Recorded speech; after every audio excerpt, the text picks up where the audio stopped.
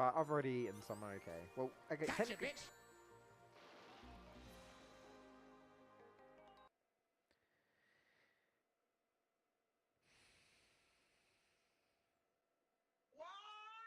Game over, yeah!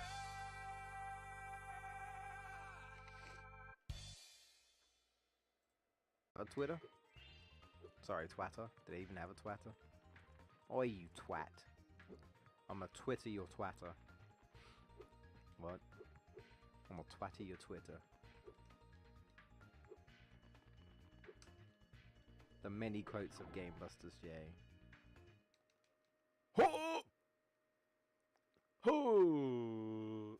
Grenades, okay. Is that a hammer? What the hell? I got juggled by bombs.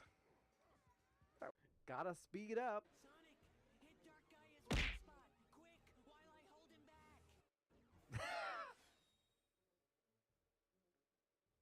I don't have my soundboard on. Oh. Oh. Tifa!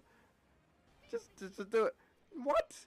No, he teleported. No, why did you teleport? No. Oh, no.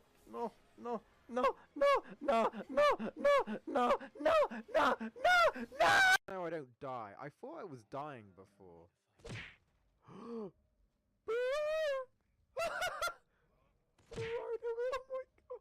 my god. Bro. Oh my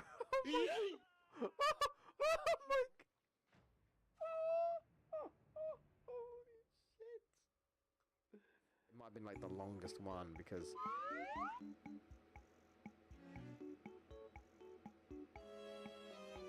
I have descended to hell.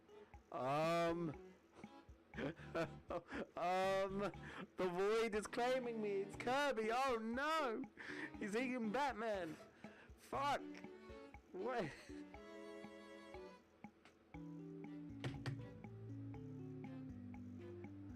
Bruh, I look. What? No. Oh. Psych!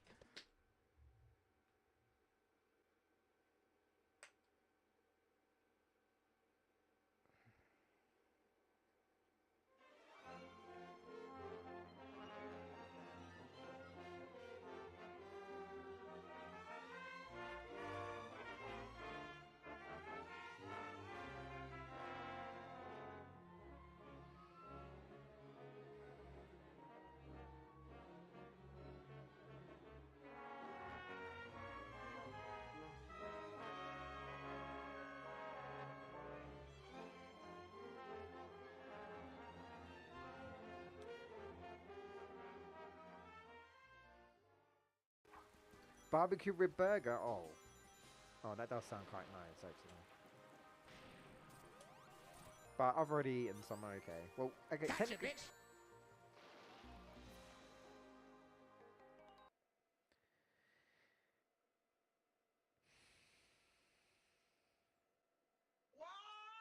Game over, yeah!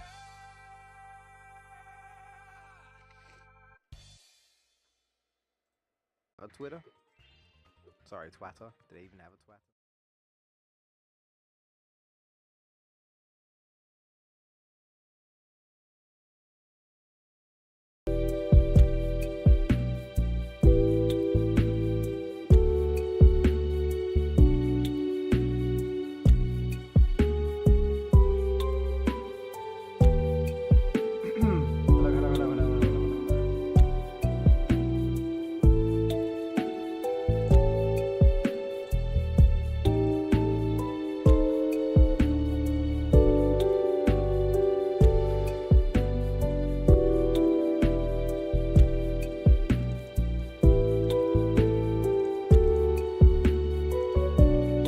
I'm late.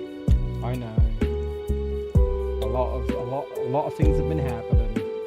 This has not been a very good day. It's been one of those days. So bear with me.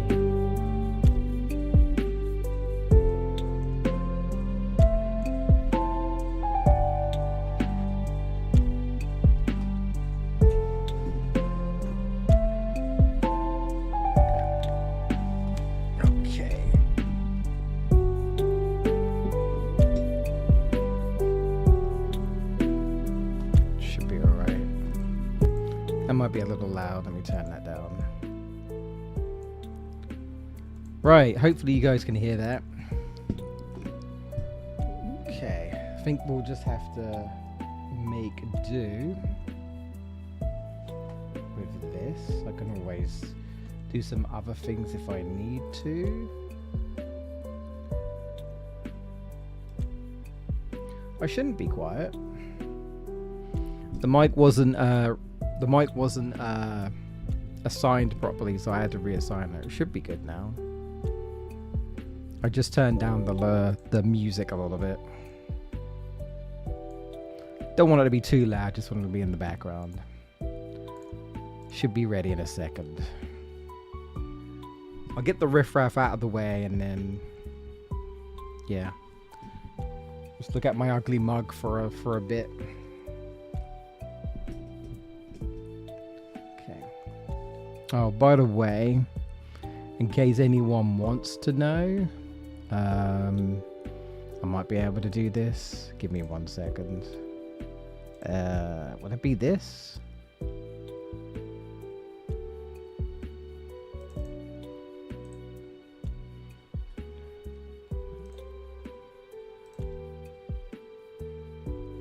Yeah, okay. Final Fantasy VII Lo-Fi by Kilka Beats. Shout out to that guy. Yeah. Does some cool stuff.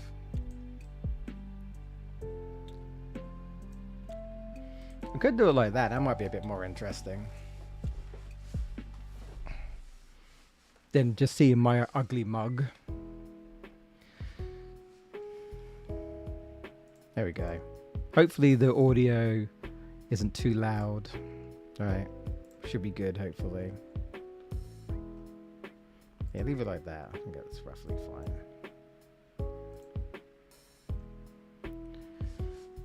Yeah. Okay. So, before we get started, I'll just get the riffraff out of the way. This might be a short stream anyway, but I'll just get the riffraff out of the way. This hasn't been a very good day for me today. I've been sick all day, excruciating headache, and just been on the toilet. It's not been a good time. You don't need to know the details. It's just not been a very good time. So I almost cancelled this stream because we're doing a special stream, as you can tell. I would like to hopefully talk a bit about FF7 today, but we'll see how we go. And my plan was to just have like FF7 Rebirth up, my copy of the game, just to kind of have an overlay. Maybe I'll run around or stuff, whatever. And my capture card has finally died, from what I can tell. I was faffing around with it for 15 minutes, and I was like, well, I've already delayed the stream, so I don't think if it can be fixed, I'm not going to be fixing it anytime soon. I might, and this is a big might, be able to get away with new cables if the cables are the problem. But I don't know, man. I think my capture card is just dead at this point. I've had it for several years, and it has lasted me a very long time. I knew at some point I was going to have to get a new one, but obviously I tried my best to use it as long as I could, because capture cards are very expensive, and I am not made of money. But now I pretty much have no choice. I'm almost certain I've tried everything. There's no power to it. It just doesn't work. I tried different cables. No power to it whatsoever. Just like the computer won't even acknowledge that it's plugged in anymore. I was having problems with it a year ago. I was having problems with it this year, where it just wasn't working with my PS2 as well as I'd like. Like, it was having issues and stuff. Yeah, so I think I'm at that point where unfortunately I'm going to have to fork out some money and get a new one. I'll have to look into it, because I'm in a bit of a weird position where the PC I got, the secondhand PC I got, is Windows 10, and apparently, according to Microsoft, I can't upgrade to Windows 11, and the capture card I was looking at, you need Windows 11. And do you know what Microsoft tells you to do? Buy a new fucking PC. Fuck off. I already spent 1,000 for this shit, and it's powerful as fuck. You think I'm gonna buy a new PC just to get Windows 11? Fuck off. So I don't know. I'll like what? My PC is hella powerful, and you're telling me I can't run your stupid ass Windows 11? I don't even care about Windows 11. It's more so that there's a capture card I wanted to get, which actually wasn't too bad, and it's from Elgato. It's an official capture card from Elgato. And they're like, you need Windows 11, and I'm like, you've got to be shitting me. Apparently Windows 10 isn't good enough. You can't use Windows. So I'll have to figure out what I'm gonna do. I might have to see if there's somewhere I can get a different capture card that's still, you know, at least 1080p HD that you know, is going to be able to deliver what I need. But Friday streams are cancelled until further notice. Hopefully I'll be back next week. I'm gonna try. I do have some savings. I'm gonna have to break into my savings, otherwise I will not be buying this anytime soon. So I have to make a choice. Savings are there for a reason, when you need it. So I mean, I'll just have to break into my savings and buy a new one. But hopefully the one I was looking at, which was 4K, wasn't too bad. So hopefully I'll be able to get one that's not too bad of a price. And hopefully we can resume streams next Friday. But it means we cannot have any Final Fantasy gameplay from me. But if I need to, I can just look it up on YouTube. If I want to talk about something and I want to bring up an example, I can just look it up on YouTube, right? I just bring it up and like, blah, blah, blah. I also thought about looking up my old playthrough of Rebirth and just going over that. We can do that. All right, I think that's it. Just want to get that out of the way. I'm still not feeling 100%. I'm feeling better than what I was. So we'll see how we go. I want to keep going. I want to try and do this discussion, but if I can't, we'll just save it for another time. It's not the end of the world. So the reason why we're doing this is basically because Footloose in the chat on Twitch, if you're watching on YouTube on Twitch, has recently just finished Final Fantasy VII Rebirth. And when I beat it back in 2024, I think it was 2024. Yeah, I beat it the same year it came out, I'm pretty sure. I had a lot to say, but I had no one to talk to about it. Now that Footloose has finally played the game, I have someone to kind of chat with. Now, he's only going to be in the chat. He's not going to be in the Discord, so it will be delayed. But we're gonna have a go anyway. We're gonna have a go, and we're just gonna have a back and forth discussion. You know, talking about our overall thoughts, things like highlights, things we didn't like, you know, surprises. You know, it could be favorite regions, favorite boss fight, story moments, character moments, you name it. Anything we want to talk about, the best music, right? Best mini games, whatever. Whatever. We're gonna have a little bit of fun. We're just gonna talk about stuff and see how we go. Do I want you on Discord? That's entirely up to you, bud. That just means you need to get a mic. That is completely up to you. If you think you can and you've got a mic and you wanna do a direct Discord call, that is up to you, man. That is completely up to you. While Footloose decides, I'm gonna put some sort of groundworks down on some things and then like throw some queries out to Footloose as we get started, right? So I've got some notes for myself just to kind of remind me of some things. But while Footloose ponders this, my first question for Footloose, my phone should be okay. I'm not the greatest talker when on the spot. It's completely up to you, bud. You don't have to.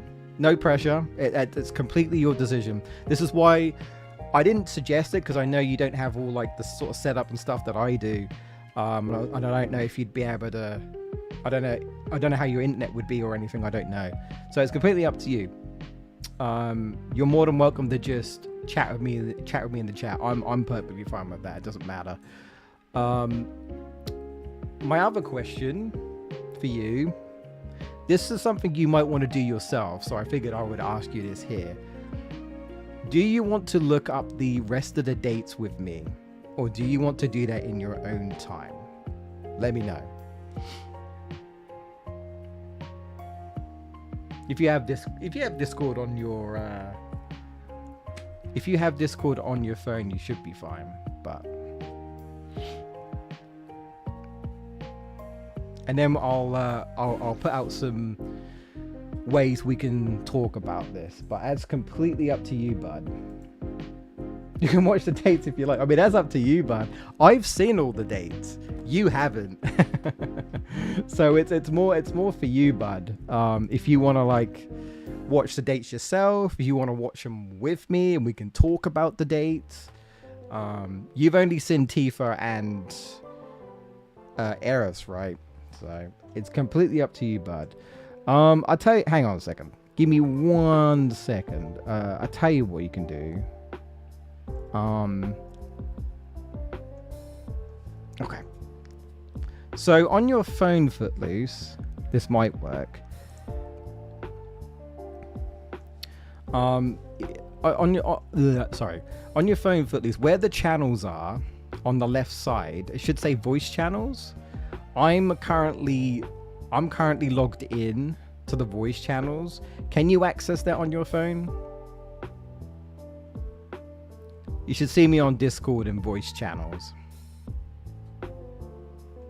You should be able to hopefully go in there on your phone if you see it. Oh, there we are. I see you. I just have to see if whether I can get audio ready, if you can hear me or not. Or Is this working? Oh, hello. Hey. There we go. I think I can hear you. Is it okay? Hello. Hello. Yeah, you're a little muffled, but I can hear you. That should be Okay. fine.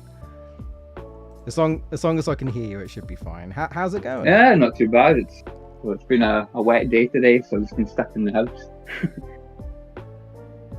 Oh, it's been wet over there, has it, in Scotland? Yeah, it's been like hot the last couple of days, but today it's just raining for some reason, like pretty much all day. And it's hot over here in England. That's been a dreadfully sweaty and muggy hot day today over here. So it's currently 26 and it's like 8 o'clock. So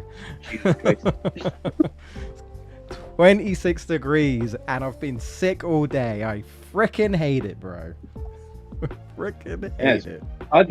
It's bad Right. enough, like hot. It's like bad enough when it's hot, not to mention when you're feeling ill. Yeah, exactly. Like, dude, it's been one of those days, man. It's just been one of those days. But I'm hoping, God forbid nothing goes wrong, I'm hoping we can just have a chill discussion, talk about some FF7. Hopefully we mostly be positive, and go away being absolutely hyped for part 3, because I definitely am. And are you still good about checking out the trailers at the end, the Revelation Yeah, trailers? absolutely, yeah. Yeah. So you don't have to worry about story because there's very minimal story in these trailers. They're doing it on purpose. It is so mostly like 95% of it is gameplay and just like world building, and like 5% is just tiny little out of context story, where it's like if you know OG, you might be like, oh, I think I know where that's from. But if you don't know, it's gonna go over your head. A lot of the stuff is very minimal. Most of it is just gameplay stuff. So they're very clever like that. They're saving the story trailers for later, so we don't have to worry about that. Right. Okay. Well, we might as well get into it. Since you're technically the guest of honor, I will throw the reins to you. So here is where I think we can sort of, I guess, aim our discussions at. Couple of ideas. So we can always just go straight for the ending because it's fresher in your mind, and we can get that out of the way, or we can save that and you can just sort of go over your overall thoughts You know, the things you sort of things that sort of stood out for you, like any sort of highlights. This can be anything. Or we could go like chapter by chapter, you know, breaking down each of the chapters, talk about sort of things we like, didn't like, highlights, all that jazz, whatever you want. But I'll throw the reins to you. Where would you like to start our discussion? I don't know, maybe the ending, maybe. We can do the ending. There is a lot to talk about when it comes to the ending. There's been a lot of I've consumed a lot of discussion since I beat it. God, it was 2 years ago. This game's 2 years old. Fuck me. Yeah, it is. Bloody hell. Yeah. And Remake came out in 2020. The COVID year. Yeah, that's fun. Bloody hell. Well, we only have to wait a few more months and we get part 3, so that's good. Right, the ending. So, I guess I'll sort of I'll make a start and then I'll sort of, I suppose, throw it over to you. So, Footloose has obviously just beaten the ending, and I have to put this out there just so everybody knows. Footloose is a massive Aerith fan, so you can probably guess if you've seen the ending, you know about it. Spoilers, I have to say, spoilers, like just note all spoilers, just in case there's off chances anyone is watching this in the future and they're like, oh, but I'd like to hope that most people have played it at this point. If you're playing it, I hope so. So it's going to be spoilers for Rebirth. There might be some OG talk in here as well and whatnot, and maybe remake, whatever, but just so we know. Right, so okay, throughout the entire game, what did they kept doing? Gotta save Aerith, can't let her die, gotta save Aerith. They were not subtle at all. They were heavily emphasizing this whole idea. Can she be saved? Even the trailers, Footloose doesn't know this, but even the trailers to Rebirth were doing this on purpose. There is like literal text coming up saying, the world will be saved, but will you? And they were referring to Aerith the entire time. So the devs were playing with us. The devs were playing with this idea of like, oh, you know, they know, right? I think even if you haven't played Final Fantasy VII before, right? Most people probably know about the infamous death scene in Final Fantasy VII. Even if you don't know, most people know who Cloud is to an extent. Most people know who Sephiroth is to an extent. Most people have at least seen or heard of Tifa for many reasons, and most people have probably heard of Aerith. If not, they've heard at least of Aerith's death scene, even if you don't have any context. The developers know this, right? They know that a lot of OG fans are going to be playing this game, right? And they're going to be like, it's coming, isn't it? The infamous scene is coming. You expect it. It's definitely going to happen. Nothing crazy is going to happen. Nothing weird or strange, right? But what is the first thing they do in Remake? At the ending of Remake, what do? They make us see the future, right? And there are literally 2 scenes, and both of them were the infamous Aerith scene. In fact, and Footloose, you might not remember this, but do you know what the cheeky bastards did? One of the cuts, one of like the, I guess, like visions that you see at the end of Remake when you're fighting that crazy giant fate monster thing, one of the scenes they show, you don't even see in Rebirth. And you know what that is? The burial. They show you the burial at the end of VII Remake, but you don't get it in Rebirth. They rob you. Think about that. They shoo you way before you're supposed to know, and they snuck it in. You literally see a scene of Cloud doing it. He's holding her and he's doing the whole scene. If you know the OG, he's doing it, and it's like, whoa, hold on. But what do they keep saying? We can change our fate. We can change our fate. Does that mean we could change Aerith's fate? Does that mean we can save her? I don't know. Is Zack alive at the end of the remake? I don't know. Rebirth seems to think he might be dead. I don't know. Alternate realities?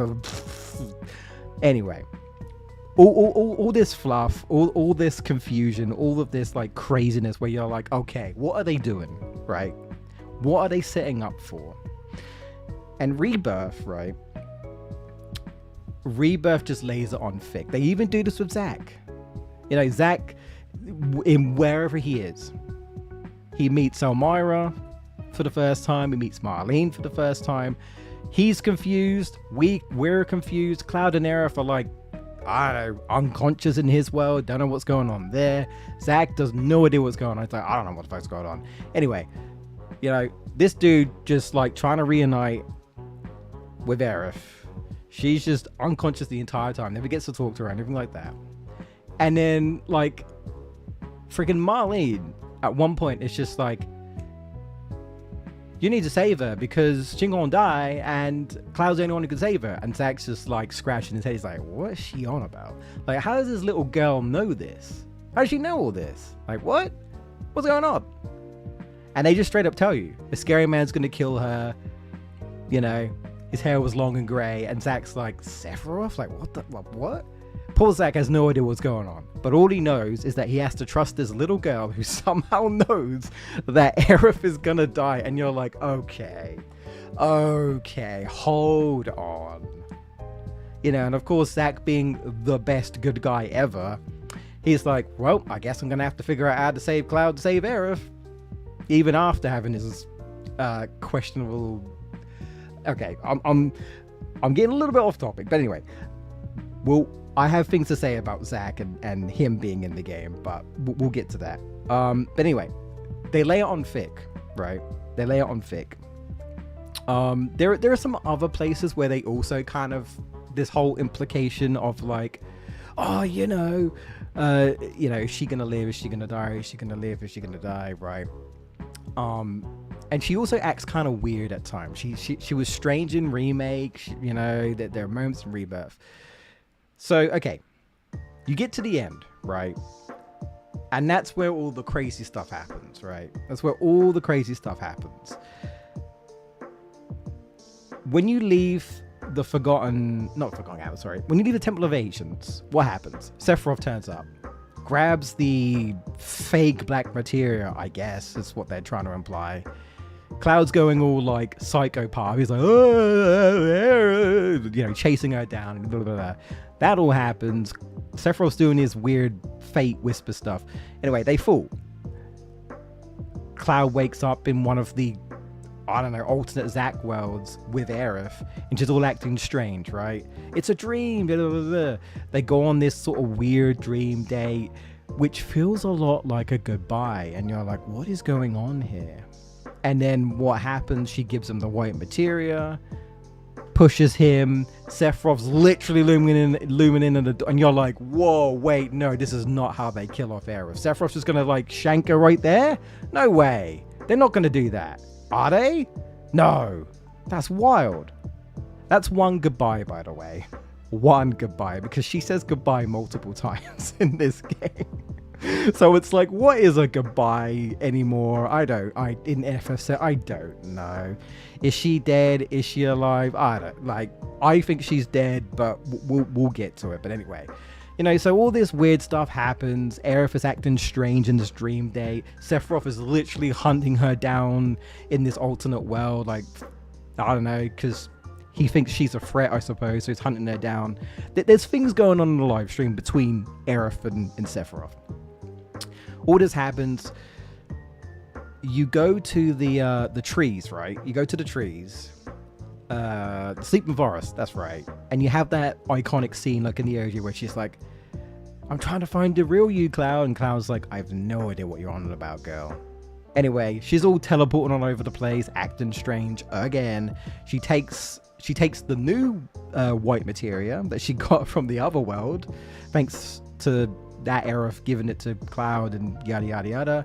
She walks off. That's technically your kind of a second goodbye.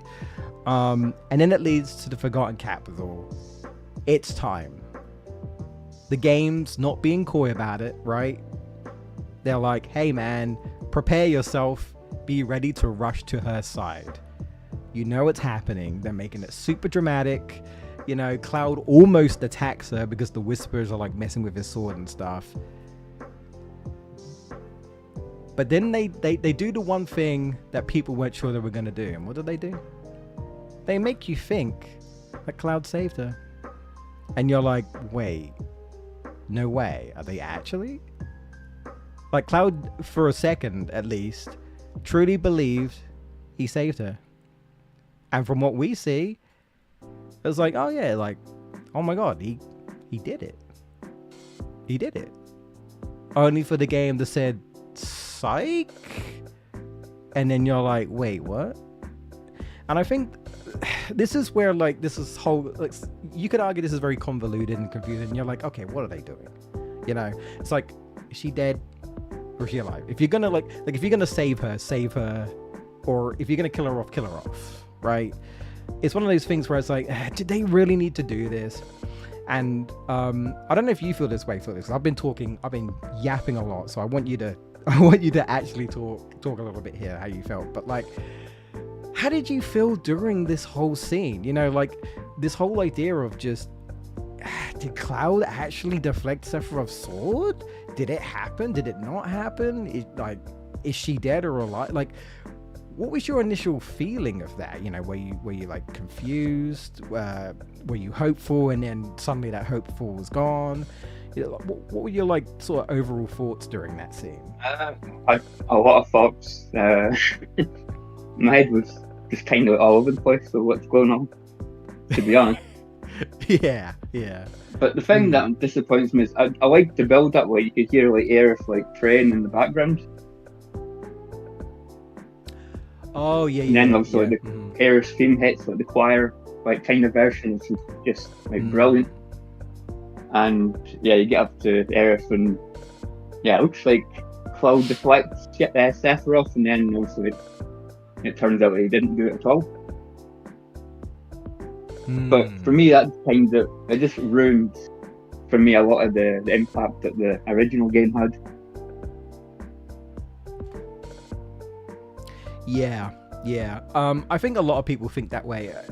I think part of the problem, and this is just me assuming, because you know the devs talk a lot. There's been many interviews and everyone keeps bringing it up. Is she alive? And of course the devs go, I can neither confirm or deny. Please play Final Fantasy VII Revelations to find out. They're being coy. But we know this. They're not going to tell you. Of course they're not going to tell you. They're not going to give the game away. They want you to play and find out. Like, okay, sure. So they're keeping this whole coy thing, right? You know, obviously from my opinion, at the end of the game, when everybody is sad but Cloud, for reasons I will get into, you're thinking, well, okay, if she's alive, for one, where is she? Number two, why is everyone sad? But Cloud's just like, herpy-der, let's go find Sephiroth. And you're like, Tifa's like, what? Like, is this guy gone crazy? What's going on here? Poor old Tifa's just sitting there in silence. Even Kate Sif, weirdly enough, is just like quiet. And you're like, damn, I actually feel kind of sorry for that cat. You know, I didn't care about Kate in the original, I'll be honest. There were some things I didn't like about him, and then such, but yeah, like I actually felt sorry for him as well. I was like, damn. I was like, okay, wait, hold on. I might actually feel bad for this cat. But yeah, everyone's all like sad. You know, Barrett's like trying to hold back his tears. He puts his glasses on, and Kyle's just like chilling, and you're like, okay, what? And then like, you know, Tifa like sighs, and then like he immediately gets a headache, trying to like remember, I guess, like is like mind trying to make him remember what happened, I guess. I don't know. And then he turns around and Aerith is there, but it's all very creepy. The music's very like you know, like, wait, what's going on here? Is he hallucinating? I think he is, but it's like, you know, what's going on here? Nobody else can see her. Cloud's gone cuckoo, I guess. Is he seeing her spirit like she's a Force ghost in Star Wars? Is it a hallucination? Or worse, is it Genova? Which would be really fuckery. Like, if it was Genova, that would be like, damn, that is fucked. That would be pretty damn dark if it's actually just Genova trolling him the entire time. That would be rough. And that, who knows? It could be. We don't know. But this whole setting, right, where it's just like Cloud is just like seeing a version of her at the end. Everybody else is sad, but they're trying to carry on. And you're like, I think the problem is when you know that death scene is coming, right? The developers knew, right? They're going in there like, everyone knows about this death scene. So I suppose the question is, from their perspective, I'm guessing, how do you make that scene like impactful without it just like kind of doing the same thing again? I assume that's their logic anyway, is why they changed it and why they've done it the way they have, and the list of this confusion, I'm assuming, is because it's like, well, if they do it the exact same thing, you know it's coming and you can almost like embrace yourself. But if they wanted to enlist, say, the same emotions or similar emotions, you know, like they basically want people to be kind of like shocked in a way, I guess, like the original, because you don't really expect it to happen. You don't see it coming. That's the shock of the OG deaths, and you're like, what? They just killed somebody off. Oh. And you're like, oh shit. You know, you don't see it coming. You know, for me personally, when I play Dragon Quest XI, slight spoilers, but a character dies in that game, and I wasn't expecting it. And I was like, oh shit. I just wasn't expecting it personally. If there was a sign for it, like, it might have been like a little bit of a talk of like, hey, we don't know how things are going to go, we better be prepared. And you could be like, something bad's going to happen, but you don't know exactly what's going to happen. And then someone dies and you're like, oh, damn.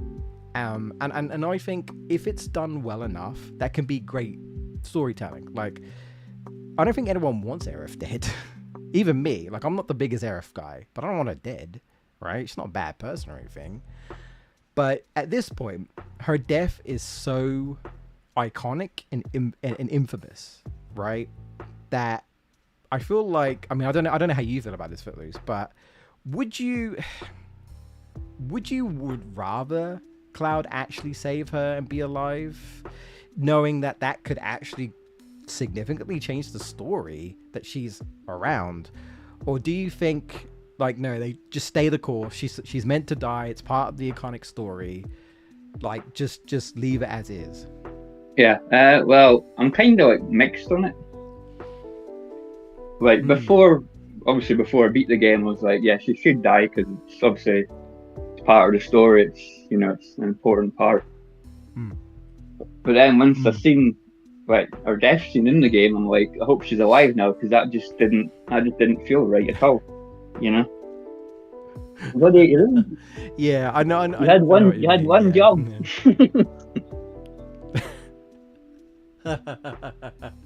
I know, and that's the thing. The poor. I think Cloud really did think he did it, and we're not going to truly find out what happened, right?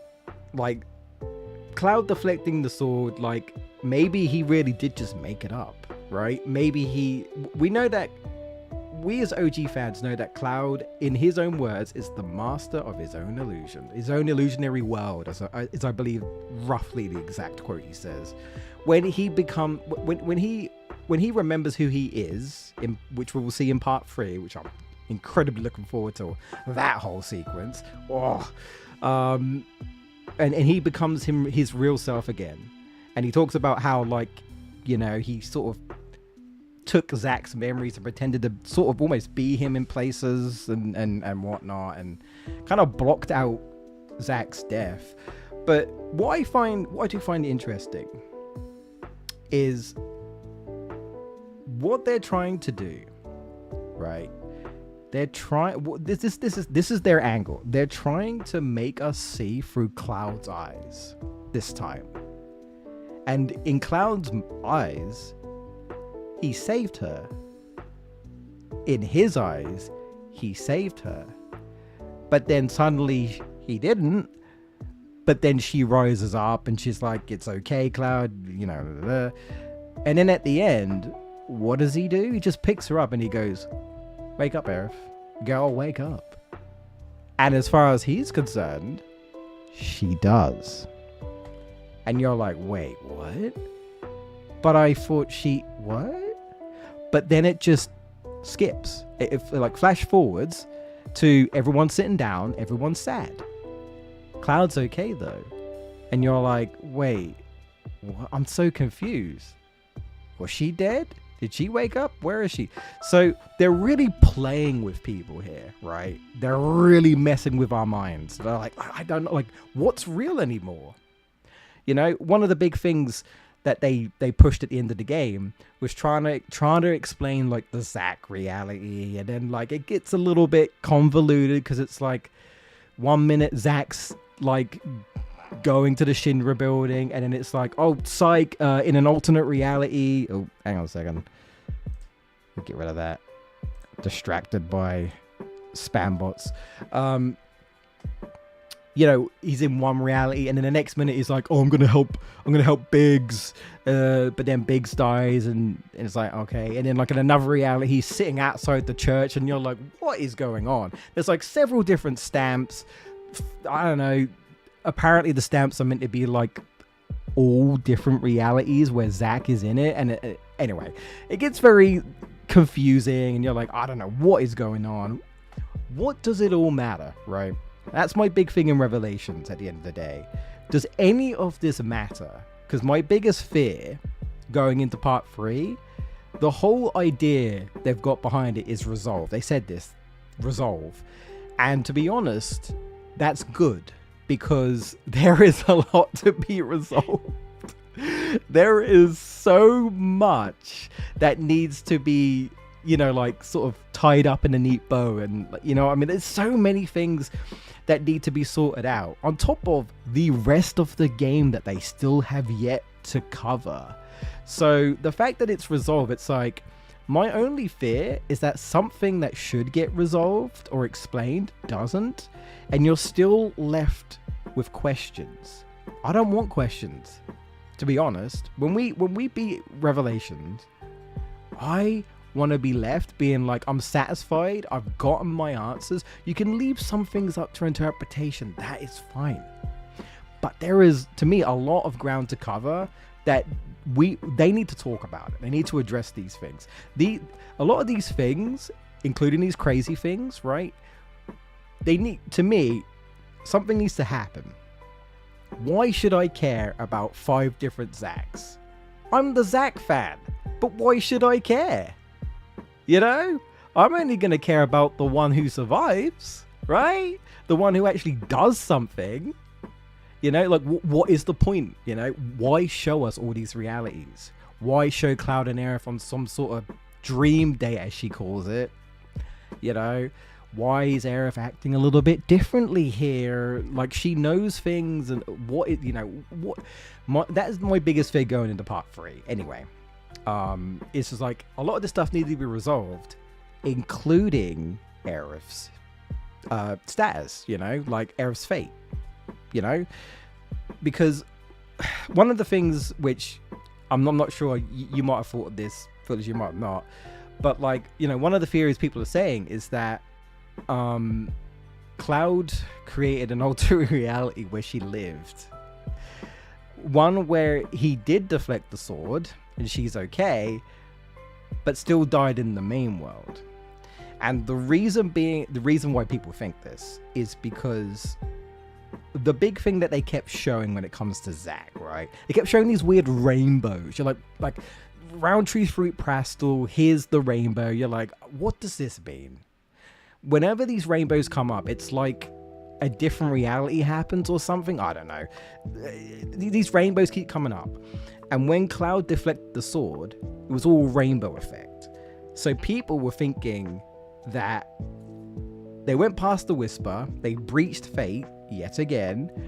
Cloud did technically defect the sword, maybe, and maybe created like an alter reality like Zack's world where she's actually okay, but in the main world she still died. Now, of course, this is just a theory. We don't know. But I can't blame people for thinking this because of all the crazy stuff that happens. Because of all the crazy stuff that happens, and there's all like fate, rainbow, all this stuff. And you're sitting there and you're just kind of being like, I don't know. I don't even know what's going on anymore. Right? Like, yeah. But the biggest problem, do you commit? Right? Do you try and do something new, which is what the devs have done, right? Trying to do it from Cloud's perspective, where we're seeing it through his eyes. He did it, but he didn't, I guess. I don't know. And like, again, Cloud's saying he's fine by the end of the game. They all know he's not, you know? Like, Tifa doesn't say anything. Girl just looks at him like she wants to just break down and cry. She doesn't know what to do. Girl just lost her new best friend, and she's just like she doesn't say anything. You know what the last thing she said, I think, if I remember correctly, was Aerith, and she put her hand on her shoulder, and that was it. The last thing she said. She didn't say anything else. Girl's just silent. I'm telling you right now, Girl's gonna explode in part 3. That's my theory. Tifa has been trying to hold back a lot of emotion, a lot of weight. I think she's going to burst. I think there's going to be a moment where there might be some screaming and some shouting and some loud cries. That's my opinion. I think Tifa is trying to hold back, and she's going to be at her limit. And it's going to be very, very sad to see. She's going to have a massive breakdown. Not just Cloud. Cloud would have his breakdown, but I think Tifa's going to have a massive breakdown. It's going to be wild. Revelations is going to be hella sad.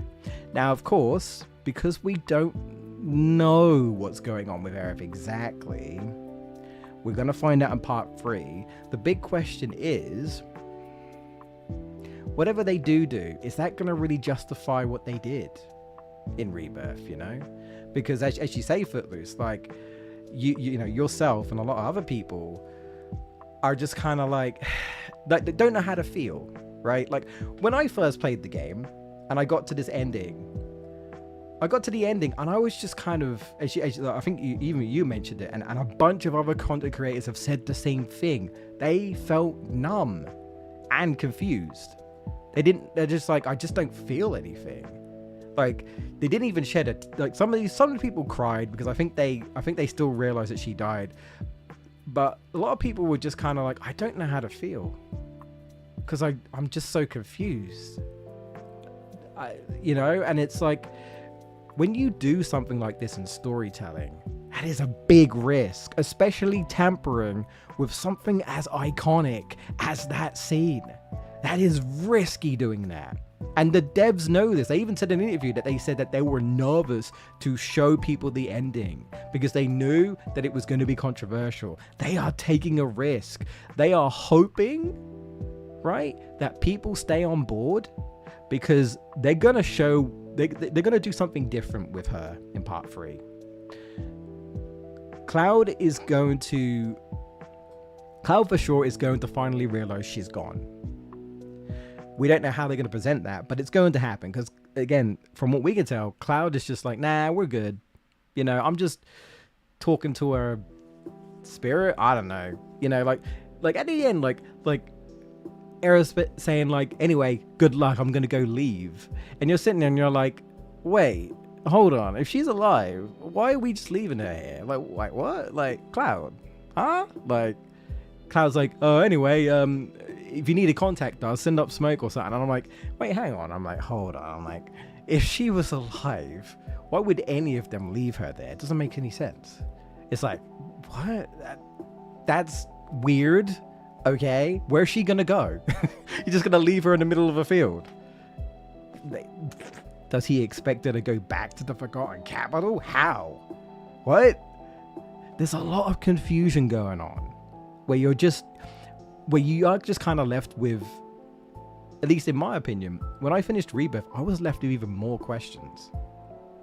You know, at the end of the remake, I was kind of hoping some of those questions might be answered in Rebirth, and they kind of really didn't. Instead, they just kind of added to it. They just kind of added more questions. And this is why I say that Revelation has a lot to cover. Because it's like, my dude, you've got remake questions that need to be answered. You've got Rebirth questions that need to be answered. I hope they get answered. I really do. Because depending on how they handle part 3, in my opinion, will determine like if like Rebirth goes up in score or if it will go down in score. And I wouldn't even blame, like, even yourself, Footloose. I wouldn't even blame whatever they do with Aerith, the reveal, like, you know, how like, I still say this. They robbed us of the burial scene. It's going to happen in part 3. It will happen. Maybe through Cloud flashback where he finally accepts the truth, but I do think it's going to happen. And I personally do think it's going to be a moment where, I think there's going to be an emotional moment, maybe by himself, but I think him and Tifa are just going to have like a hug out and cry about her death. In my opinion, that's where I think it's going to go. I know, I think I said in Discord where like it'd be kind of cool if like the other party member were kind of just seeing them crying and realizing that Cloud's finally acknowledging her death, and it would be really kind of wholesome and also kind of sad if they all just slowly came in and hugged together. But do I think that's gonna happen? No, I don't. If I'm being honest, I don't. I think if you're lucky, you might get Cloud and Tifa both crying, because Tifa isn't properly grieved yet. I said this. People who pay attention, I've seen the ending multiple times, to be fair, right? And every time I look at Tifa, I'm like, dude, she like cries, but it's like quiet crying. And I know, like you said yourself, Footloose, you felt like in the moment that she seemed more sad with Jessie. But one thing you have to realize also is that she knew Jessie way longer than Aerith, right? She had a longer relationship with like, she knew Jessie for at least a couple of years, at least. Everyone seems to forget that this journey really only took like a few weeks. Like, legitimately, it's not really been that long that they've known each other. Not with Aerith anyway, right? So in my opinion, the fact that Cloud and Tifa and anybody else who might be close to Aerith, the fact that they are even close to her at all in such a short amount of time, I think it just goes to show what type of character Aerith is.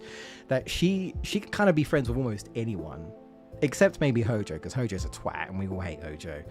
But like, you know, the fact that she has this effect on people, right? She is so friendly, and such a bundle of, I guess, sort of optimism and joy. Very similar to Zack. But you know, there's lots of reasons why people like her, and I think there's reasons why even someone like Cloud who's very like, oh, I'm edgy, you know, eventually kind of warms up to her. And like Tifa and Aerith kind of become besties in such a short amount of time. But despite that, Tifa's of course still grieving. Everybody else is still grieving. Everyone's still sad. Like, when Barrett saw her there in Cloud's arms, you know, Barrett's response was, I'll kill you, to Sephiroth. He's pissed. This girl saved his Marlene. He's pissed. Can I just say real quick, I'm rambling a lot, but I just want to say it real quick. I have a scatterbrain. Footloose knows me. I don't know. I don't know what you think about this, if you agree with me. But I like the relationships in these games, but you know, the one relationship that was undercooked was Barrett and Aerith. I feel like there was barely any Barrett and Aerith, in my opinion. Like, the only ones I remember is like there's like a comment at the beginning of Calm, right?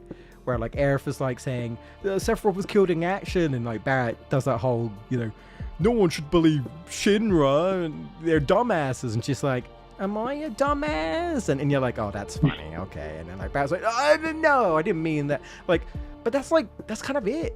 Like, when I think about it, I'm like, is it sad that Sid Highwind, of all people, who's not even a playable character in the game, has more scenes with Aerith.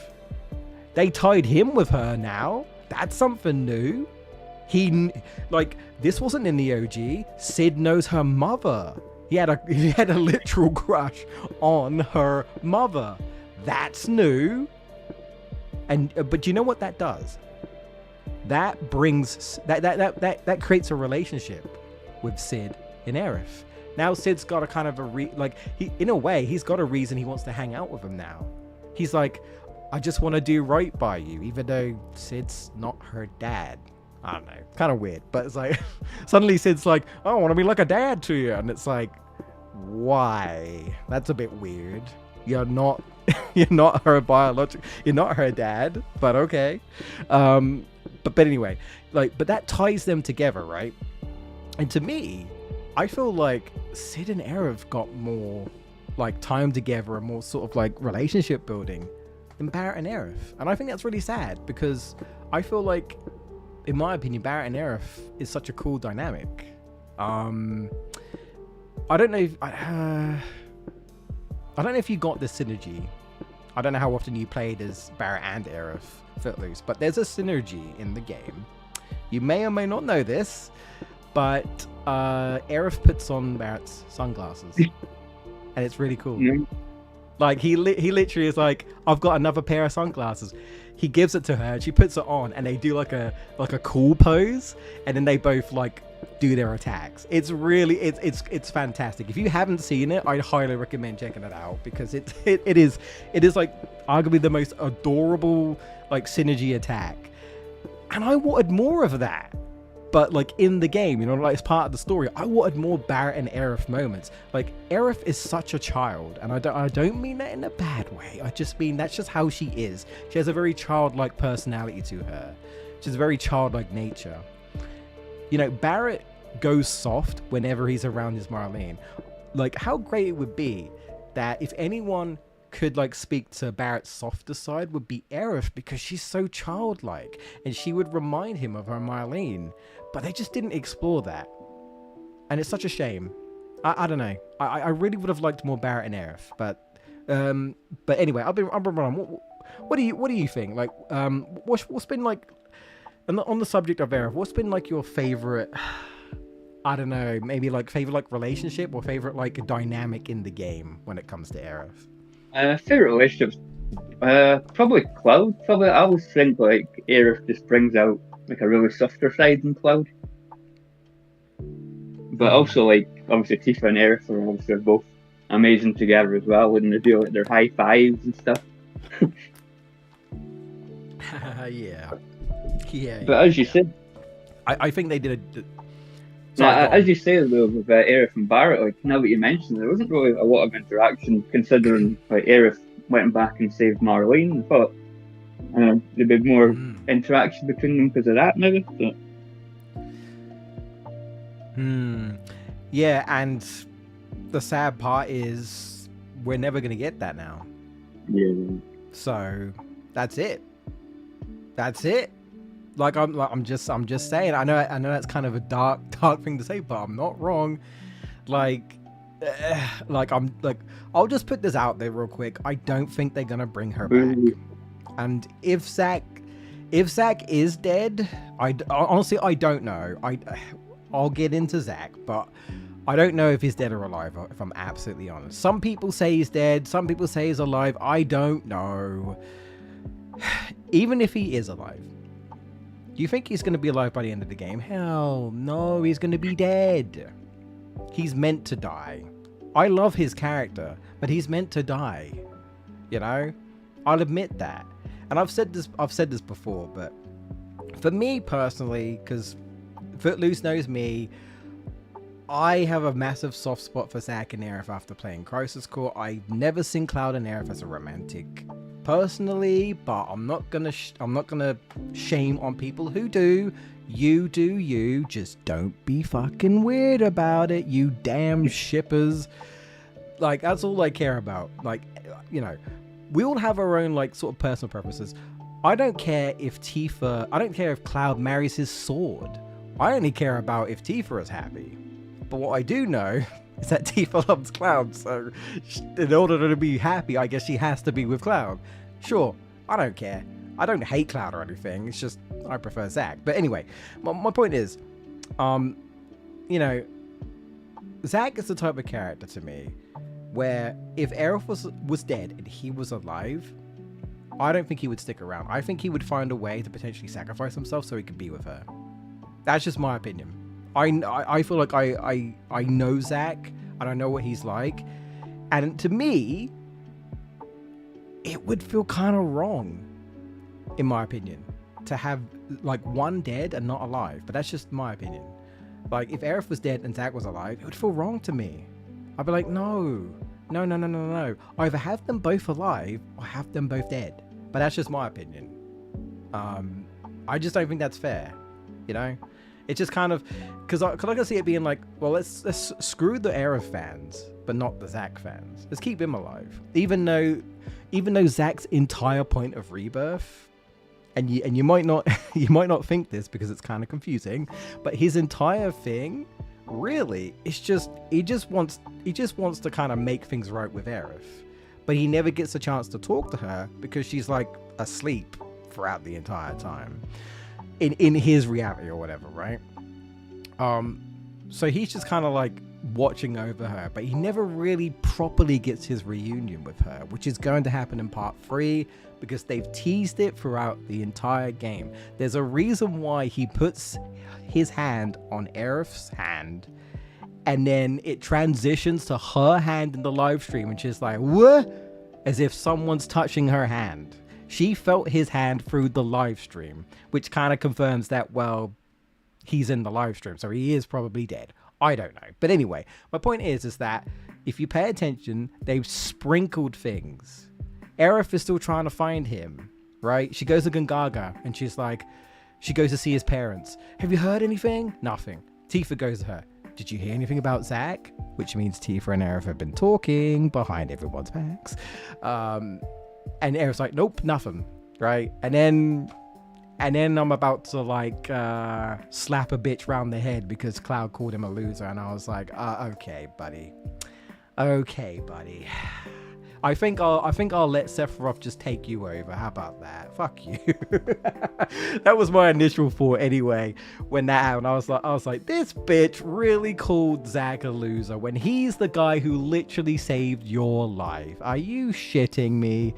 I know Cloud doesn't remember. I know that's the joke. It's ironic. Cloud was always the loser.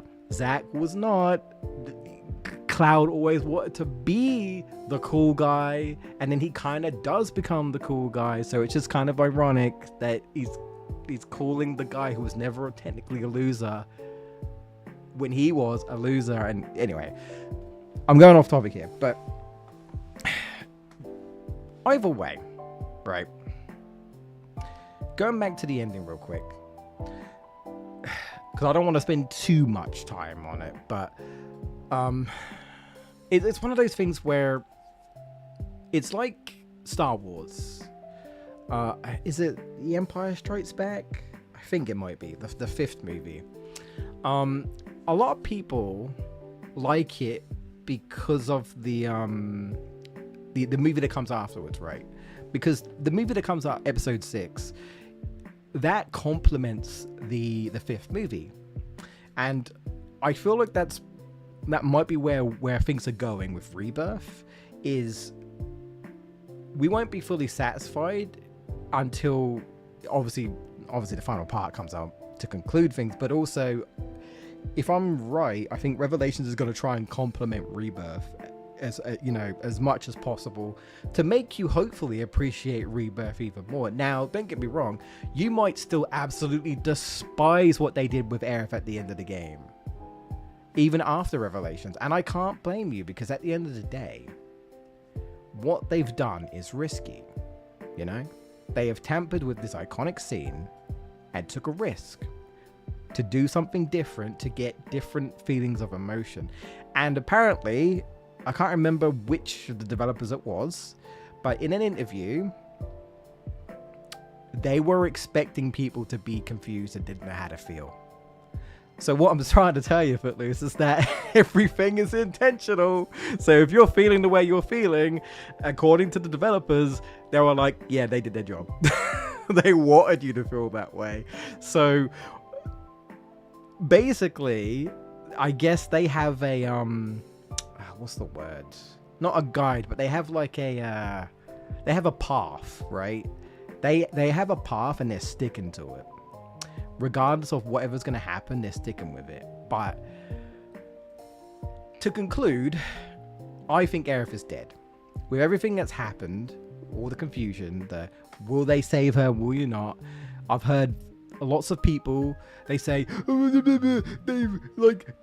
they foreshadowed that we were going to save her. And I'm like, well, technically they didn't. They made you think. They made you think that it might be possible to save her. Oh, is that end already? Have I talked so much? Yeah, it has. Okay. I'll play it again.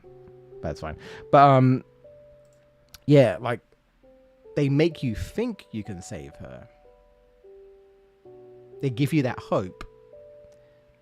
And then what do? They give you despair. Sephiroth's favorite line. Shall I give you despair? Like literally. You know, like that's what they've done. They want to make you feel like you can save her, only for them to take it away. Why?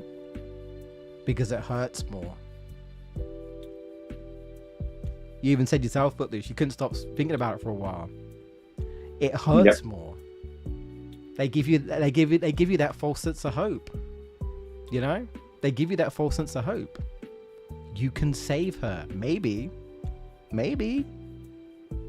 Cloud thinks he did in the moment. But I did though. You know, I did though.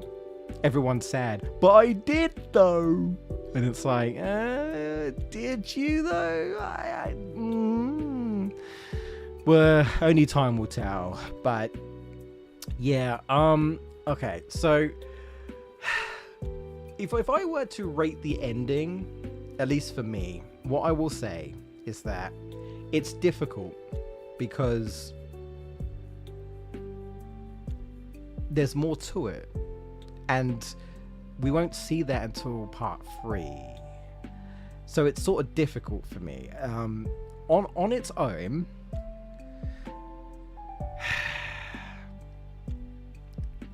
okay, on first playthrough, I didn't like it.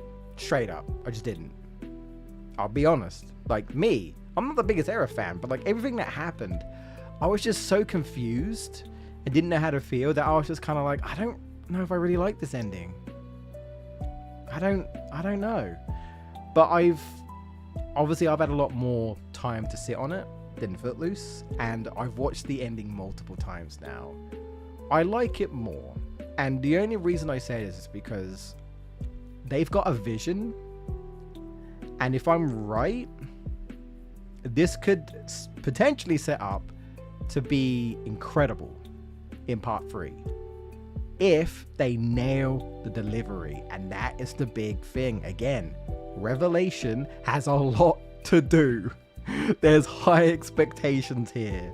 If they don't nail these things, you know, it could really, really crush the performance of this game. It could really like make people sour on the final installment. So we have to hope and pray that whatever vision they've got and they see it through, that most people are going to be satisfied. Whatever happens, right? You can't please everyone.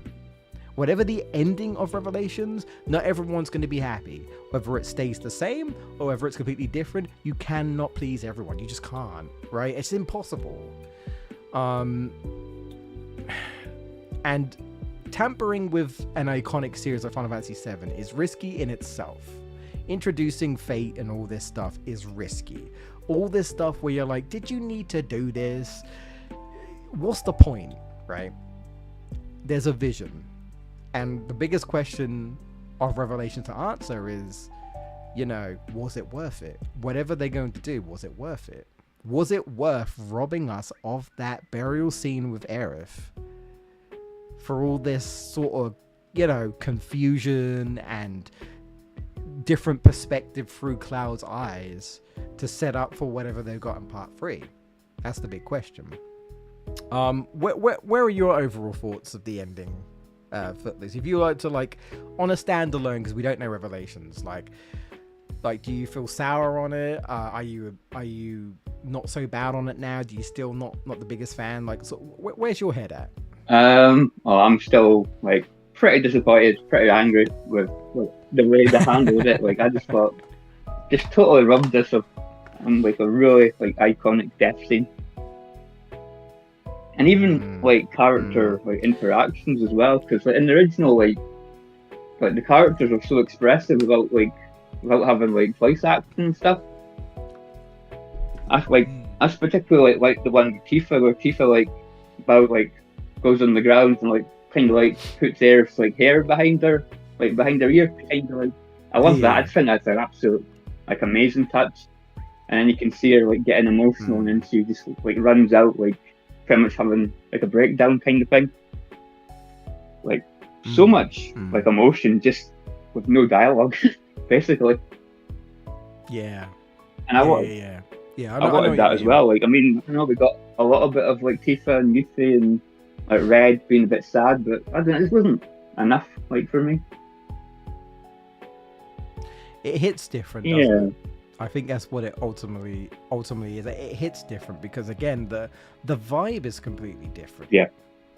And there's just a lot of confusion. You know, like at the end cutscene, right? Like after Cloud is like being completely shady with the black materia.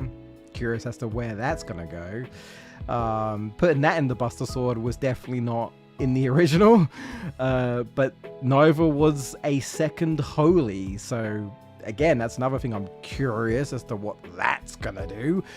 But yeah, like he hears like Aerith's voice in his head, I suppose, where she says in the dream date, you have to promise not to look up. He looks up and he sees that rift again, but it looks different. Like, I don't know, it was like changed, evolved, worse, I don't know, but it looks different. But Barrett and Tifa look up and don't see anything, and you sit there and you're like, wait, is Cloud like completely lost it? Is the rift just supposed to be how broken he is mentally? And don't get me wrong, he is broken. He is very broken, which is why I say, like, in part 3, get ready, because it is gonna be heavy emotion in part 3 with Cloud, with Tifa, with everyone. There's gonna be a lot. It's gonna be very heavy. It's gonna be really sad.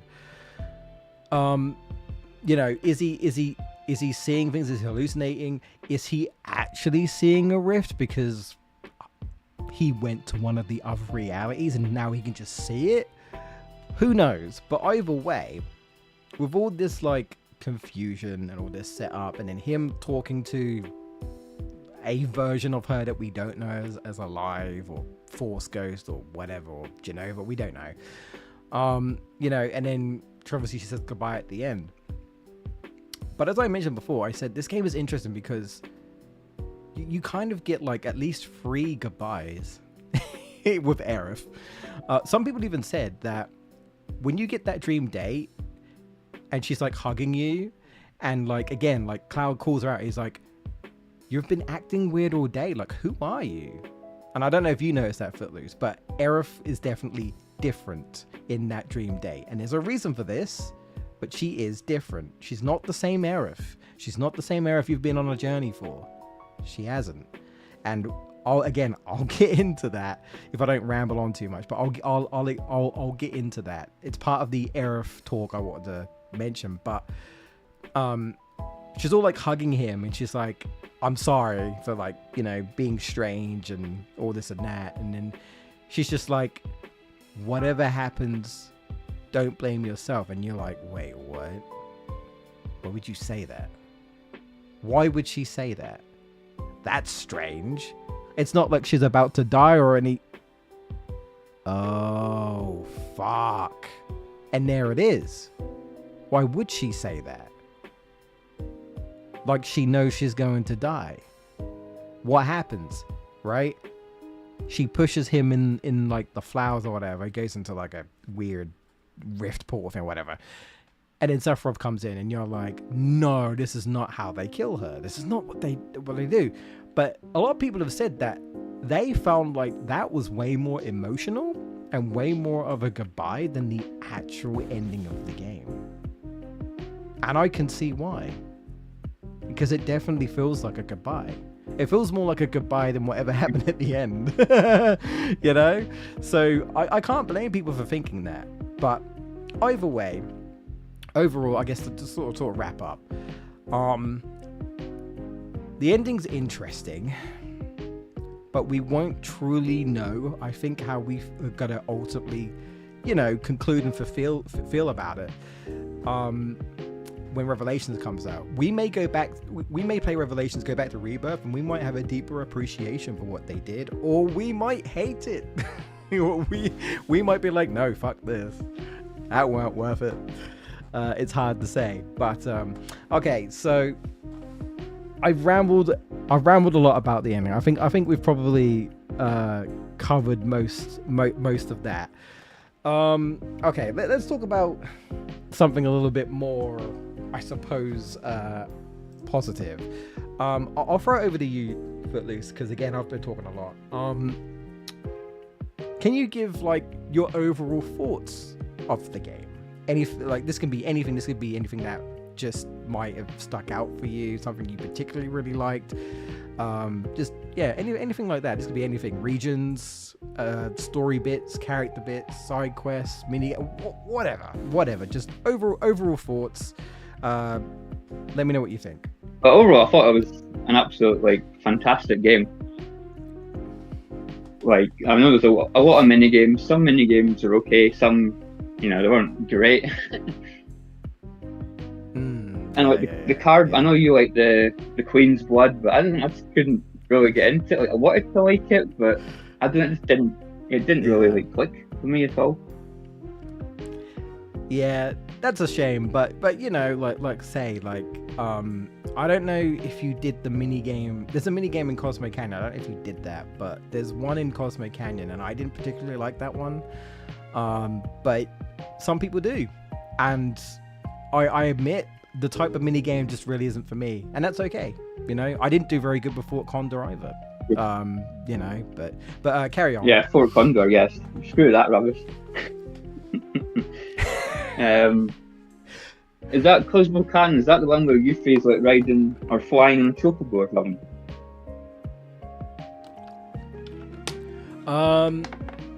No. Didn't like that one either. You haven't done the proto relics. There's one tied to the proto relic. Ah, right, okay. There's some interesting story stuff with the proto relic. Not not like mandatory where oh my god, if you don't do this, but it's just kind of like some of these proto relics do actually answer some questions and things. So it's definitely, even if say for me, even if the mini game doesn't do it for you, it's definitely worth at least checking out the cutscenes. I would say so, because there's definitely, I would argue that the end of the proto relics is worth it, in my opinion.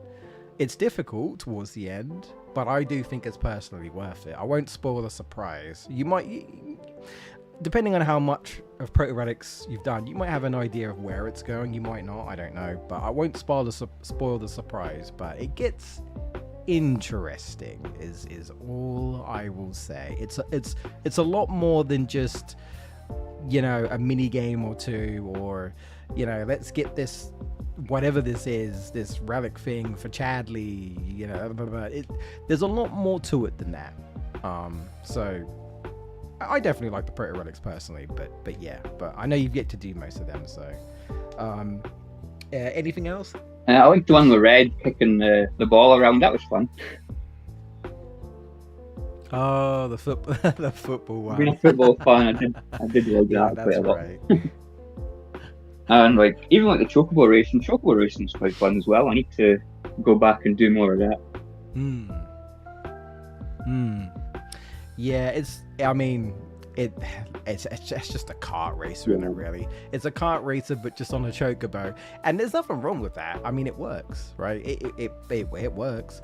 The only thing I want personally is I do want them to expand the races in part 3. I do want them to do more with it. I was listening to someone talking about it, and they suggested, wouldn't it be cool if you could just do a race in the world? And I was like, actually, kind of, yeah. Like, just have a course somewhere in the world that you could race people. That would be pretty cool. I wouldn't say no to that.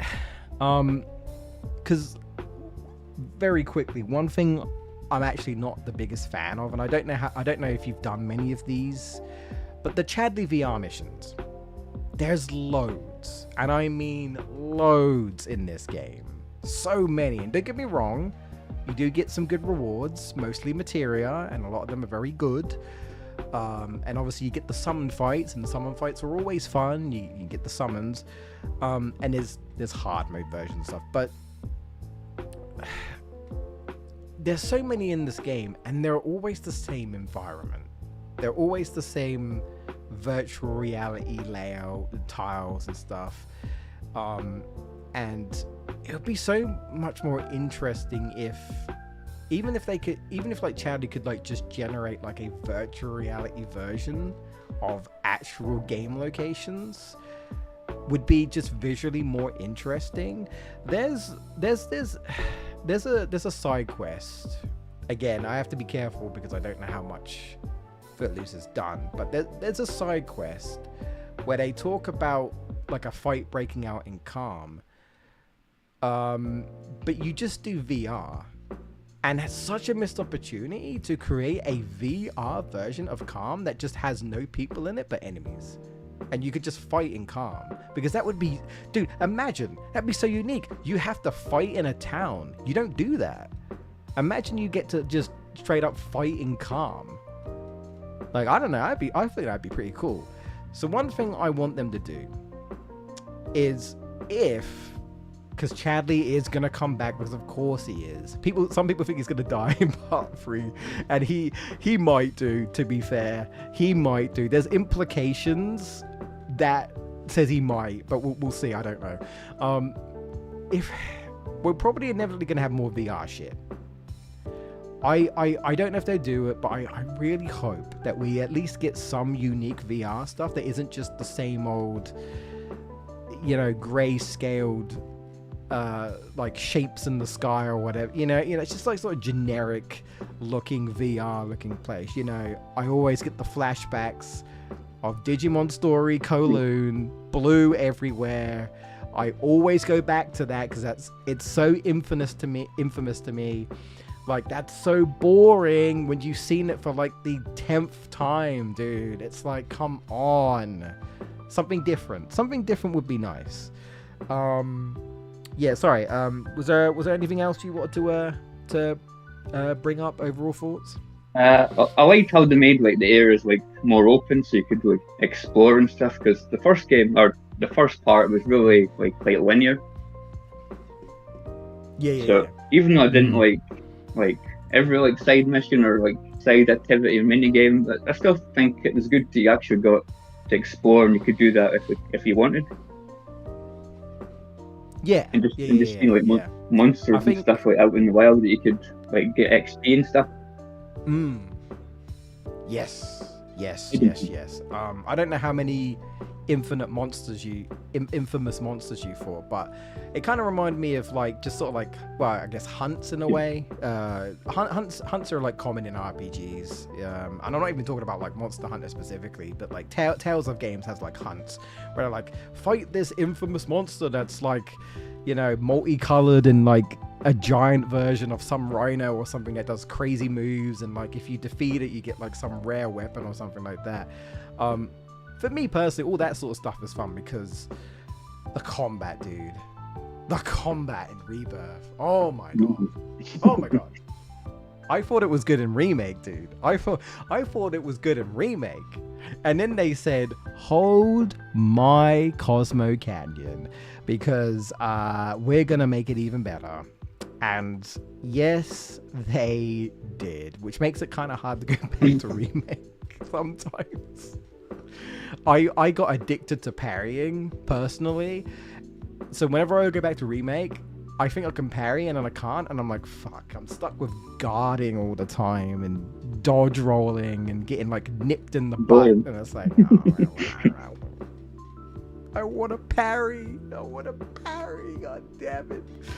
Onimusha, I can't wait to be parrying in that game, but that's for another discussion. And like the biggest thing, at least for me, the aerial combat wasn't very good in remake.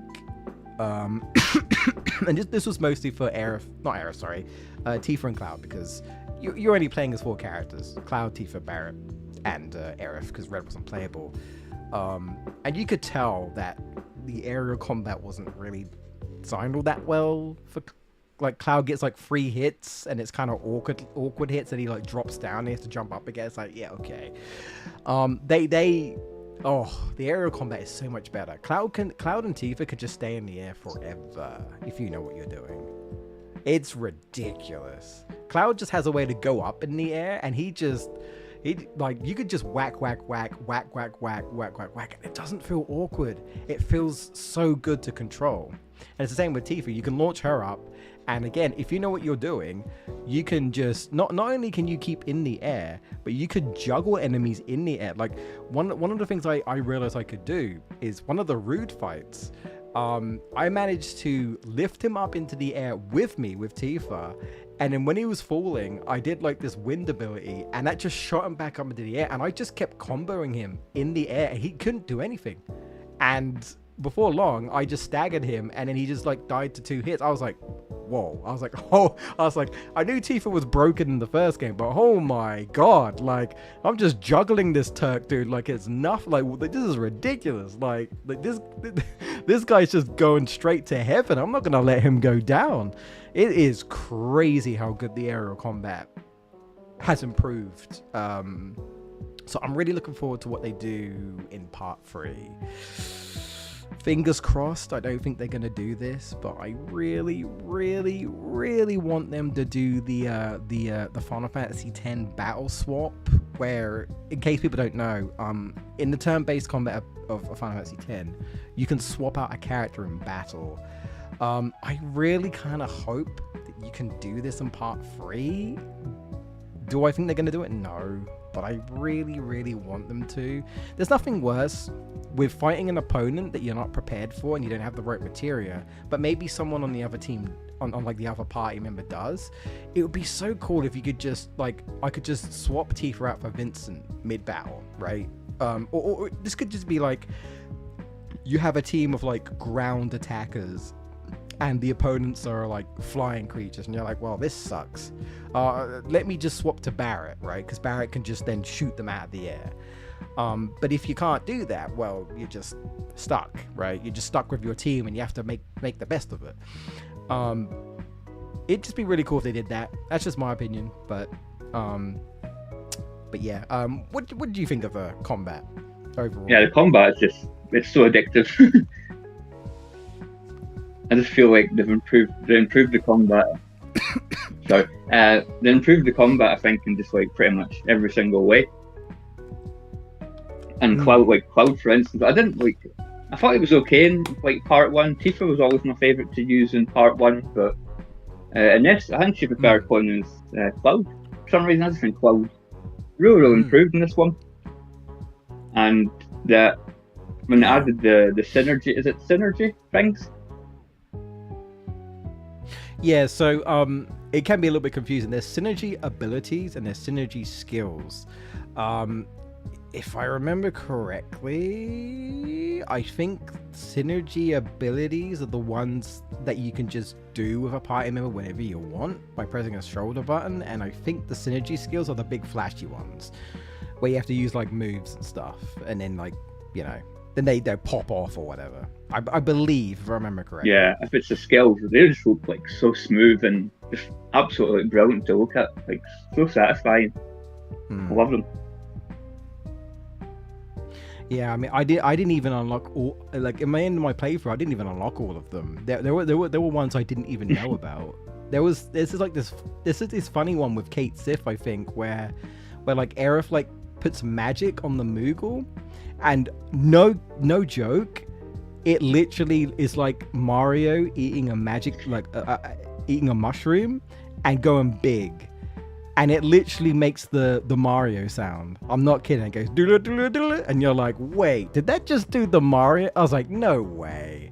It's freaking hilarious. It just turns the Moogle into like a giant Moogle, and it goes doodle doodle doodle, and I'm like, dude, I was ready for the Moogle to just say, let's go. Like, I was like, what is happening?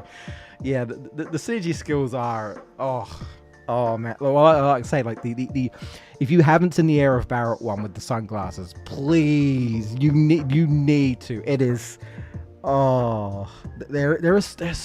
there's so much detail to these synergy skills. So much detail. There's one with Cloud and Tifa where it's so quick so you don't know it, but if you slow it down, Tifa grabs the sword with Cloud and they swing it together, and this happens multiple times. Like Cloud like sort of chops it into the enemy, like digs it onto the ground, and then Tifa picks it up and then like slashes, and then like Cloud grabs it. I'm like, bro, they're both just like, Tifa wielding a sword is just I mean, as a big Tifa fan, I'm like, yo, I always knew she had it in her, but it's just kind of funny, as you know, especially since she's a martial artist, seeing her just holding a sword.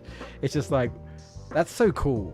Little details like that, where it's like they're both holding the sword and swinging around, and there's some other fun ones as well. There's all sorts. Let's say the Barrett and Aerith one and whatnot. And I mean, some of them you don't unlock until way later. I mean, I think there's one with like Barrett and Cloud, and it's like you don't unlock it until like way later into the game, like right at the end. So it does take a while. It can take a while to unlock some of these, but they're such an improvement to they really what's the word? I guess like almost like bringing a bit more life to the combat, I suppose. There's more, you've got more options, right? Instead of just whack, press the square button to whack, and build an ATV, and then, you know, use a braver or whatever. And like, that's fine. It worked in Remake, but I think they needed to evolve, and they did. And I think these synergies definitely helped towards that. Definitely, for sure. Trying to think. Was there anything else you wanted to talk about combat wise, or is that more or less everything? Yeah, I think that's pretty much covered it. Just a big improvement overall. Okay. I rambled on for so long. Do you have a favorite region at all in the entire game? I don't know, I quite like the grasslands. I don't know whether it was just because it was the first area and it was just so cool being able to like explore for like the first time. And the grasslands was like the only region I did like every single thing in, so it kind of got a special place. You kind of got to see what the entirety of like that region has to offer in a way, sort of thing. Get to explore it fully and whatnot. Yeah. I think I also kind of like that the grasslands kind of has like, it's almost like split into two sections, or maybe even three, because like you have like the actual grasslands, but then you have like I don't know what you call it, like the kind of like, it's kind of like wastelands-y part that's like towards Midgar, and like plays completely different music. It's where the Kyrie quest is, if you did that. That sort of wastelandy area all connects to the grassland, so in a way it's kind of like almost like 2-in-1, sort of, in a way, because it's like that bit is just like devoid of all grass. It's all just like mountainy and stuff. And then of course you got like the swamplands with the big old snake, and then that sort of area and stuff, and come on. So yeah, that's fair. I probably know this, but what would be your worst region? How do you say it? Gargana or something? Yeah, I had a feeling you might say that. Most people don't like Gungaga because a lot of people get confused by its layout, and can easily get lost. Yeah, I got one. And yeah, that's fair. I mean, yeah, okay, I have a bias for Gungaga because of Zack, but also,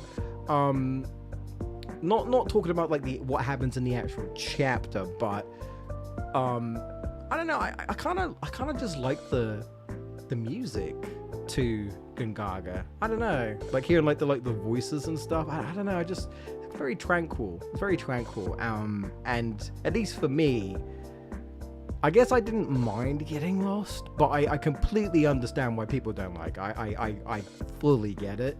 I also just like the look of it visually, to be honest. I just think it's a very beautiful jungle. But no, I completely get it. If I had to pick a region, yeah, that's tough actually. I'm just trying to think. If I'm just thinking of just like what a region is, I mean you can't go wrong with the grasslands. Corel is a little bit too deserty for me. Gungaga I have a soft spot for. Honestly, maybe the grasslands as well, just because I think it's like the simplest. It's the simplest one. But I think some of the other areas bring it down a little bit for me. Like, I like Cosmo Canyon as an area as a whole. But I think the sort of floaty flying chocobos, at least for me, was a little finicky. And you kind of have to do that a lot when exploring the area. Like, I like the idea of it. It's just, at least for me, the flying chocobos were just a bit finicky. There's a lot of like, you gotta go to this part and then fly off this part and then this part and this part. And honestly, I even got lost a little bit in Cosmo Canyon, trying to like go to like different areas in like the big wasteland. Visually, it's alright, but do you? Well, since we're talking about chocobo, do you have a favorite chocobo? Mine was Selena, the blue chocobo in Nibelheim that like flies, but like floats up in the air and shoots like water out of its feet. That's my favorite. I'm not really sure. I thought like, was it Belle? That would be Junon, right? The one that climbs. Yeah, I thought like that one, man. That was probably my favorite one. I didn't like. Do you anything like? Oh, they go. I didn't like the one like the Costa del Sol like area, the one with the like the silly hat on and stuff. I didn't like that one. You know, the funny thing is that chocobo is really, it's not really that much different than the grassland chocobo in terms of it doesn't really do anything. It just like, it doesn't have any special ability to it, I should say. It just, you know, it just kind of runs around and stuff. I think like all the other chocobos has like something to them, like obviously like Belle climbs, and then like well, you get the buggy in Corral, which is a riot, and then obviously you get like the what's the Gungaga one called? Fango, which you jump on it hops around and jumps on the giant mushrooms, and then you get the one in Cosmo Canyon. I've escaped the name of it, but the one that I've mentioned over, and then like Selena. Yeah, I think for me, Selena is just fun because because you can just kind of fly around and float around and stuff. It's also kind of a fun one to use in the races as well, to be fair, because you get like a little water attack that you can a little water projector that you could splash the upper chocobos with, and it's kind of funny. That's the thing, like obviously the chocobo racing don't have like items or anything. It's just pure racing, really. Like obviously like you can like customize the stats a little bit, and you get like a little speed boost and sort of stuff, but for the most part there isn't really, it's not really too gimmicky. A few obstacles and stuff, but yeah, anyway, I hope they expand on chocobo stuff, but we'll have to see. We think well, we can bring this up real quick, I suppose. Were there any particular fights you enjoyed? I mean, this could be any fights. It could be boss fights in the wild, anything that personally stood out for you in terms of like any of the fights? Oh, so many like brilliant fights. Yeah, Maybe Vincent. I just thought that fight was just absolute nuts. that's a good shout. Like, That's a good shout. especially Yeah. towards the end when he just goes like absolutely like berserk. I was like hanging on. It was just really, just very, very tense and just a brilliant fight. Really, really good. And the great part is we'll get to play as that in part 3. Can't So, but you know what's you know what's gonna happen though. You know what's gonna happen. He's no way gonna be as OP as he was in that boss fight. You just know he isn't going to be. He isn't. I refuse to believe. Maybe if you level him up to like level 99 or something, then maybe. But yeah, no, I think. Yeah, I was surprised. The Vincent boss fight took me by surprise. Because I think I knew at that point that he wasn't going to be playable alongside Sid. It's the same thing with Red 13. We have to wait for part 3. I get it. It's just how they've done it. I at least personally appreciate that they tried to, because like Vincent and not Sid, but Vincent and Yuffie were optional characters in the original. I personally like that they made them important to the story. That they actually implemented them into the story. Vincent has a reason to join you. Yuffie has her reasons for joining you. I personally like that. I think it works for this more so than having them optional, if that makes sense. I think it just works better. Especially since, you know, in Advent Children, they kind of treat it like, you know, you recruited Yuffie. So as far as the game's concerned, it's like they kind of want you to recruit Yuffie and Vincent because you get Advent Children and you get Dirge of Cerberus, which is literally a Vincent game. So I like how they implemented that. Speaking of Yuffie, I asked you before about how you felt about Yuffie. And I know like this is like earlier on, but has your feelings changed at all when it comes to Yuffie, or has it stayed the same? Maybe she grew on me a little bit, but I don't know. She's still probably my least favorite character. It's just a little bit too much. Oh. She's fun to use in gameplay. She's like fun to play as, but I don't know. She's a bit too much. Yeah, I mean that's fair enough. I didn't like her in the original. Yeah.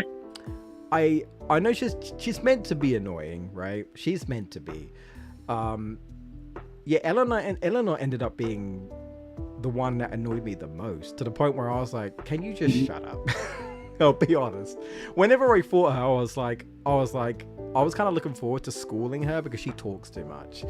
But I again, that's obviously, I get it. That's how she is. And, you know, Yuffie hasn't stolen our materia yet. I think for me, the reason why I ended up liking Yuffie more is, at least for me, she's annoying, but it's kind of, I don't know, it's just kind of endearing to me. It gives me little sister vibes. She feels like the little sister of the group. Especially when she gets all like car sick and she's like, oh, blah, blah. Like I'm just laughing. I just think it's funny. I just think Yuffie is funny. Like whenever these sort of clumsiness things happen and she's like, you know, oh, I'm sick, and you see like freaking the big sister's Tifa and air of tending her. I'm like, oh, that's cute. I like that. But she really just kind of feels like the almost annoying little sister, like where she's like jumping on your bag and she's like, hey, acknowledge me, you know, praise me. Like she like. Fun fact, Barrett and Yuffie are both characters who like to be praised. So they have that in common. Both of them like to be praised. So she's just such a bundle of energy. And, you know, shout outs to Yuffie's voice actor, because I also think she did a really good job, I think, nailing the character. Like she's still very materia. Like she's like, I'm looking for materia. And it's like, yeah, well, that's Yuffie, right? Like that is Yuffie. And I would not be surprised if she does steal our materia in part 3. I wouldn't be surprised. But yeah, I don't know. I just think they, at least to me personally, they made her more endearing. And like she has her moments where she shows up and she actually does a thing and she helps out. And you have to remind yourself, she is still technically a ninja. Like, but I think what makes me laugh is that sometimes she does things she doesn't know. She's like, wait, I could do that? Like, she doesn't even fully know what she's capable of, which is, it's so interesting to me, you know. Like, she really is this teenager, right? She's this teenage ninja that at times could do things, and she's clumsy, but she still managed to kind of fumble her way through. And then she does something, and you're like, and she's like, I could do that, but I didn't know I could do that. And I think that's just all part of, at least in my opinion anyway, what makes her endearing.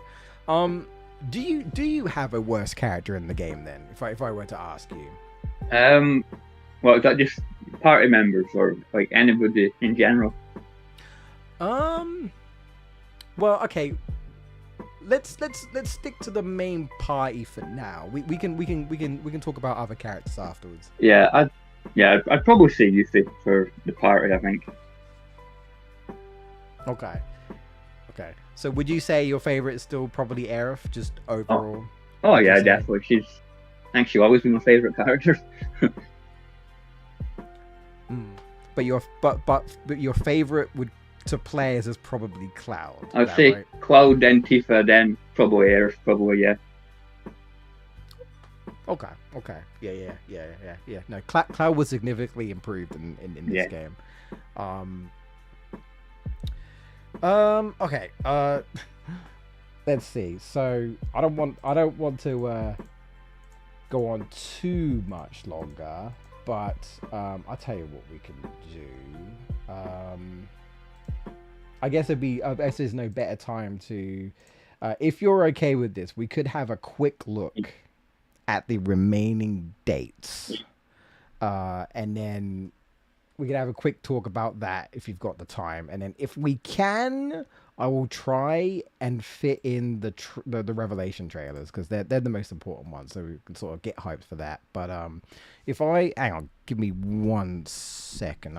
I need to word this correctly, because what I actually want to do is VII Rebirth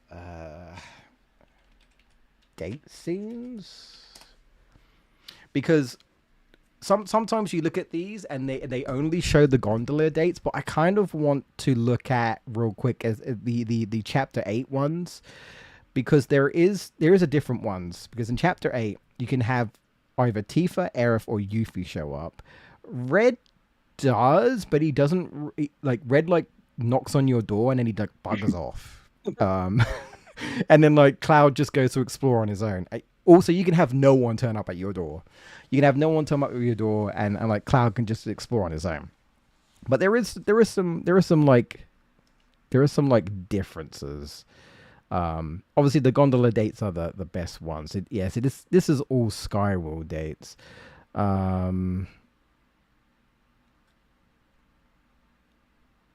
Okay, well, I guess we could do it like this.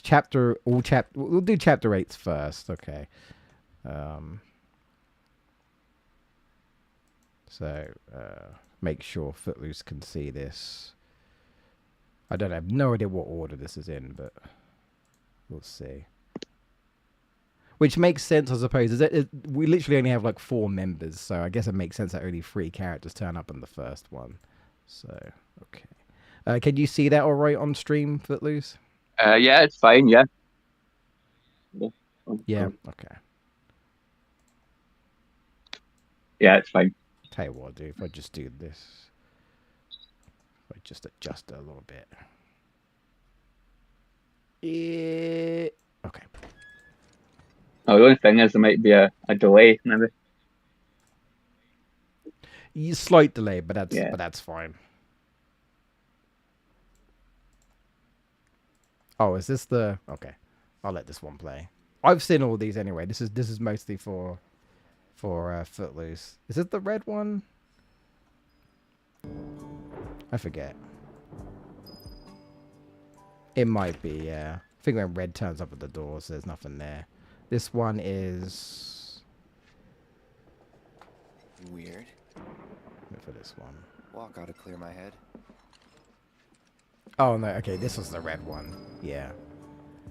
It's hard to tell, but he, like, walks he like walks into the elevator, and you're like, huh? Oh, good, you're up. Perfect timing. I need someone to keep me company Yeah, while I you check two out the are. park. This place is actually kind of lame when you're on your own. Try the others? Aerith and Tifa went on the sky wheel together, just the two of them. Talk about rude, leaving the new girl behind. Forgot you were the new girl. Sure don't act like it. It's my superpower. I slide in, buddy up, and then yoink! Come on, let's talk more walk.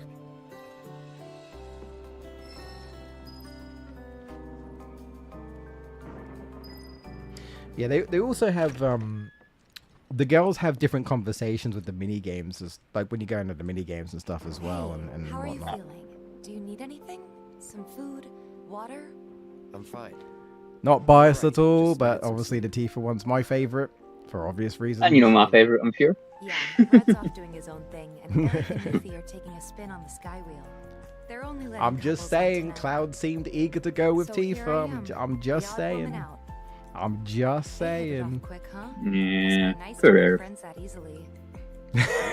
I felt so sorry for her. No, I act like I can. I would always admit I do feel sorry for ever since I was a Aerith kid. and Cloud and Aerith fans. I do. Anyway, Like, you up for a and I'm little not talking about the exploring? weird With me? ones. I just mean like the pressure. ones who have actual course I'm sense up to for it. them. Like I get it, right? You know. I just think the Debs have a story to tell. And I hate to be that guy, but I can tell you one thing. Guess what happened in Gungaga in chapter 9? They almost kissed, and it was part of the story. I'm just You're saying. still under the weather. Not huh? me. The game devs did that. I'm just saying. And Aerith knew this, right? Aerith was behind So the does that door. mean you'd be up for a So little sightseeing with yours I'm just truly? saying. Just so happens the Pack sky it wheel's up. running That's a all I'm special for saying. couples. Like if For Cloud and Tifa couples, kissed, game that over. is it. If they actually, if I'll Yuffie leave didn't that up to interrupt your them, imagination. It's more fun that way. I wouldn't want to go on a date with Aerith after that, because that would be wrong. Just saying. But I do feel sorry for Cloud and Aerith fans. I do feel sorry for you.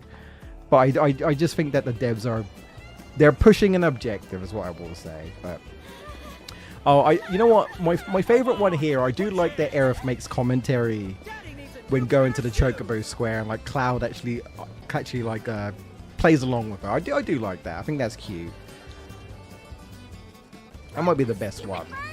I think Tifa talks about being like in, like trying not to get in debt or something like that. But Wow, you really can get sucked into yeah, they're this. just going over the You can see how conversations. people end up in Yeah, debt. okay. Yeah. Let's make sure we don't. Mm-hmm. This is some kind of race today, folks. In all my years in the booth, only seen a couple this close. So, Cloud, which bird do you think is gonna take home the win? Well, Aerith, considering their plumage and breeding, I think the choice is clear. Yeah. you were Yeah, right. This I needs like some that sleep. Cloud That's actually, good. you I know, am a little surprised to see you, though. actually Must have been sort of plays so along mad. with Aerith, because a lot of the time I feel like he kind of So, doesn't, what are you up to? which is why I feel sorry for Pretty much. Aerith a lot of the time, because I feel like Aerith is like You okay? trying to work real hard with Cloud, and Cloud's just like not playing ball half the time. I'm So just not used to all I do these kind of feel lights and bad for her a sounds, bit, but but I'll head that, to that's the a nice hospital. moment. Don't worry. Also, I want to point out, and I don't know if you noticed this, Footloose, I don't know if you actually found the other girls, but like this, especially with Aerith and Tifa, and I think they do this on purpose, they make you realize how disappointed they are you didn't pick them. And I'm just like, look, listen. I'm not playing Final Fantasy 7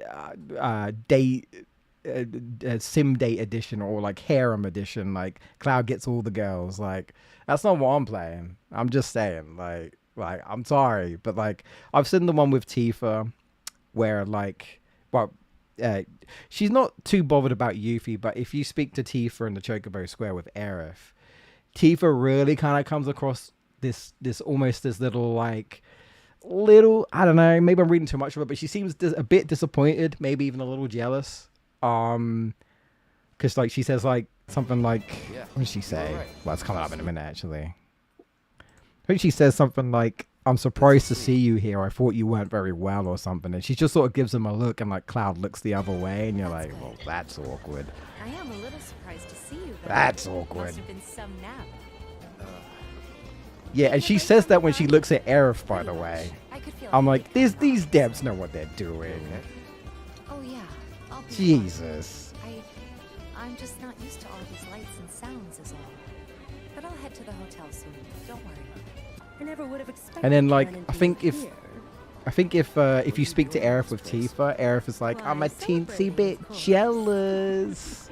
I'm on my own, and I'm like, oh my god, stop. This game, man. This game just messes with you, I swear. Like, Jesus Christ. Oh yeah, Madam M. I think it was cool seeing some of these returning characters from like remake and stuff, like Madam M and frickin' Dance Man. Forget his name now. Fuck, what was his name? Andrea. Yeah. I'm not gonna lie. I kind of like the moment where like they're in Coast of the Soul and like she's like to Tifa, "You've played the piano before," and he's like, "When I was a kid." And she's like, "I don't want to hear your excuses." I'm like, oh Jesus Christ! And she starts tickling her ivories as she puts it, and then like Tifa could just play the piano. I'm like, Jesus Christ. Yeah, these characters are. I personally find them fun additions. I know everybody hates Chadley, but like I don't mind him personally. I like Roche, and I was kind of a bit sad at the end when he goes all degradation and turns into a Roe figure. But you know, I get it. Some people don't like some of these characters, and that's fine. But for the most part, like Kyrie, she's supposed to be annoying, and all that, and I get it. These characters are there, you know. Yeah, I didn't like Roach very Never much. would have expected. Rating, of course. They're not gonna hit with everyone, and that's fine. Mhm. This one isn't like, these ones aren't as interested. Oh yeah, that's right. This is the one where like some people question how Cloud's acting here with Aerith, right? If I remember correctly. Where is it?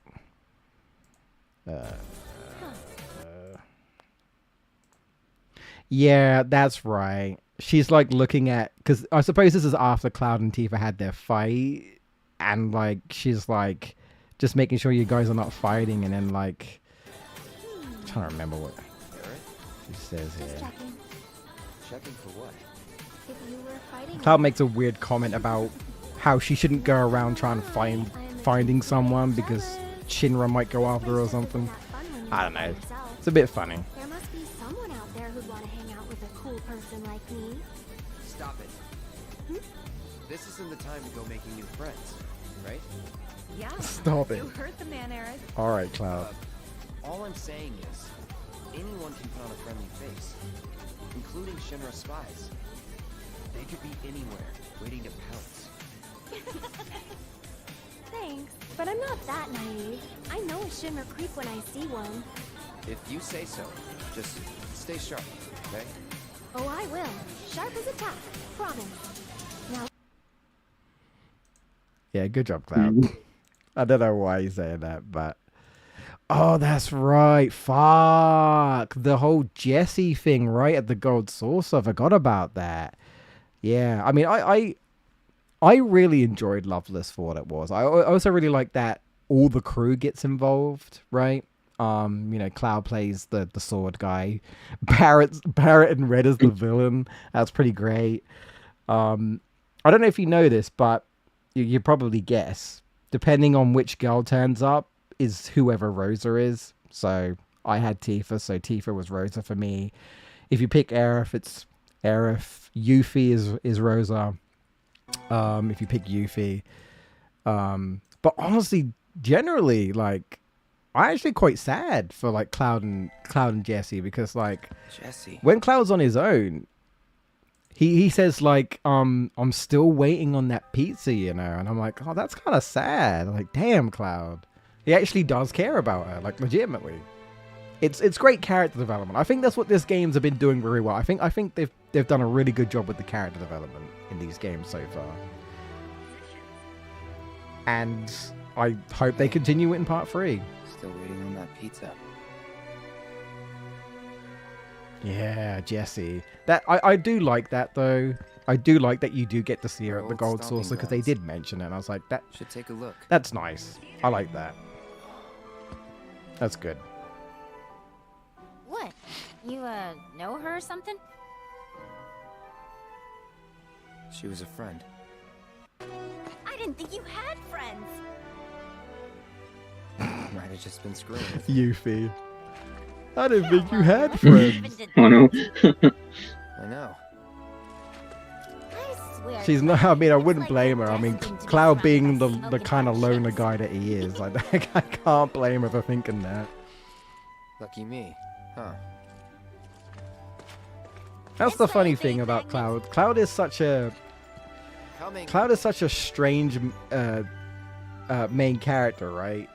Still Such waiting a on strange that main pizza. character because he really is a guy who's kind of is surrounded by women, and he's just really awkward and doesn't feel very It's comfortable about it at all. Whereas a lot of men would be like, "Oh yeah, oh yeah," like they want to be surrounded by all the women. But Cloud's She just took me like, under her "This wing, shit's uncomfortable, man. helped me Like out, I don't like being in this saved me, situation." really. Sounds like her. Like Yuffie called him a babe magnet, and then he's like, I admire I didn't her. ask to be a She was babe so magnet. cool and I'm confident. just saying. It's like, oh, Like Cloud, nothing could bring her you're down. definitely not like Zack. Yeah. I You know. funny guy. I owe her so Yeah, I much. also like this as well because Tifa has the closest relationship to Jessie outside of Barrett. So naturally, there's going to be a heavy weight with Tifa here and how emotional she's going to be because it's going to affect her deeply. Aerith doesn't know who Jessie is. She never met her. So she's like, who is this woman? And like Cloud's like, just a friend. Just like, just a friend? And he's like, I think so. Do you know her? No, I get it, Cloud. Like half the time, you can't tell whether a girl's into you or not. You don't want to get the wrong idea. I get it. I've been there. That's Jessie. I've She been there, buddy. died fighting for Avalanche. I get it. It's a shame, really, because Aerith actually got to meet Wedge, which didn't happen in the original, but she never got to meet Jessie. And fun fact, she kind of knows Biggs. Yeah, the game don't tell you that, but she actually kind of knows Biggs. So that's a fun little fact for you. Aerith kind of knows Biggs. Biggs probably doesn't recognize her because they haven't seen each other for a long time, but yeah, they do. So the only person she technically has never met is Jessie, which is a shame, really, but it's just interesting. You know she It's was an interesting. actress? Yeah, all this stuff is really good. All right, let's move forward a little bit here.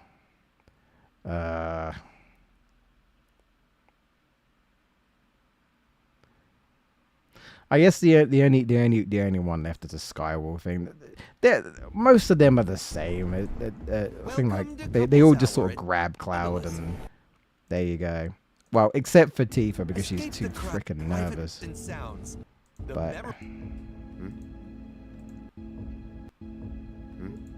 oh right, yeah, you could turn up to the Skywall date with no one, and Cloud's like, I think this is a couple's place, and it's like, yeah. Get to the Coliseum. Oh, Okay, man, hang on a we second. gotta get in line Okay, quick. this is the Yuffie one, yeah. Come on already. Yuffie's and Aerith's are very similar. They both kind of just grab Cloud and drag him along with their youthful energy. What's going on? I don't know. But the same thing Your happens. attention, please. We are More or less, currently so. experiencing some. There's been a. It's Yeah. not fun, huh? Which one's this one? Oh, this is the Tifa one. Okay. Biased incoming.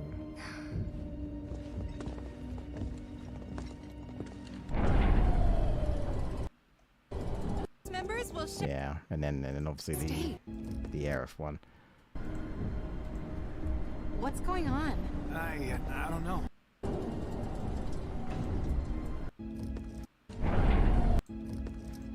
trying to move forward without moving Come forward on, too let's much, get but in never line. mind. That's fine. Okay. Well, the most interesting stuff Are you is ready? obviously like the big gold source of date. Now, oh boy. Tell you what I'll do.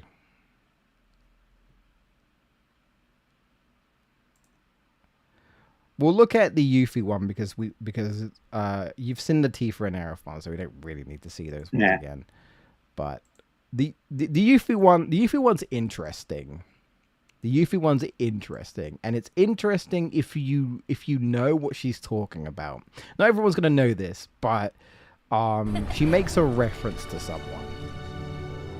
someone specific, and it's one of those like if you know what she's talking about, then you're like, that's interesting.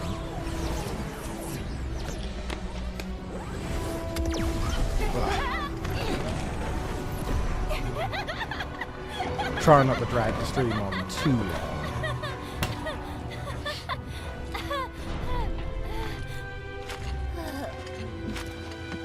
Her and her motion sickness. Great idea. Yeah. You know, sometimes I forget that technically Cloud has motion sickness as well. At least he did when he was younger. Unfreaking But believable. not when he's like this. For whatever reason. I know he's not the real Cloud at the moment, but that is something interesting. Is that like he technically does get motion sickness, but you don't see it until like the flashback. Which is interesting.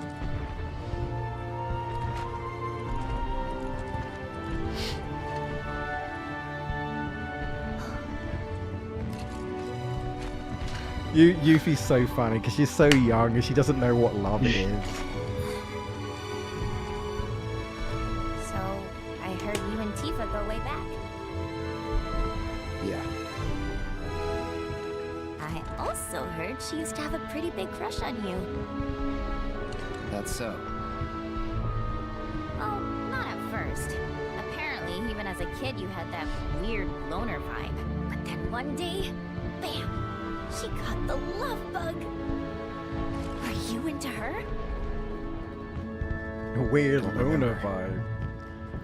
Really? Sounds like me. No, I guess that makes sense.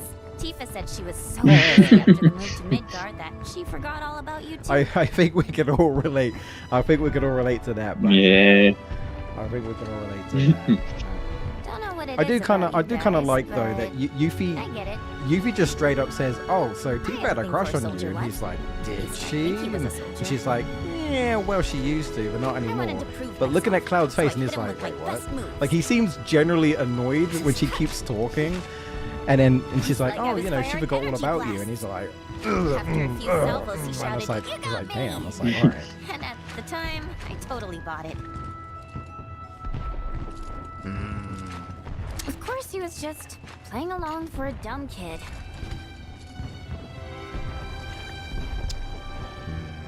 And once I realized that, I was pissed. I couldn't stop thinking about him. I swore to myself that one day I'd blast that jerk for real. Did some hardcore training so I could give him a beatdown. I wonder what she's talking about. But eventually, it dawned on me. He was just being nice. Like he was a really And yes, nice guy. for those who are wondering, I'll reveal it at the end. And In the more case I you thought don't know who about it, she's the more talking I about. realized, wow, I liked him. You know? Maybe it's because of those feelings But that it's- I still can't fire energy blasts. It's so interesting I can to help. me. With the energy blasts? Or my feelings? The former. Feelings ain't my thing. I think we both kind of suck in that department. Feelings aren't my thing. Yeah, same Cloud. Same. God, Yuffie's such the little sister, man, I swear. You can't get rid of her. because she's your little sister. So you have to put up with her. She's kind of partly it's the sort endearing, of just a thing you're little supposed bit. to do in these situations. It was just practice. So don't go thinking it means anything, okay? Oh, say something! You're so annoying!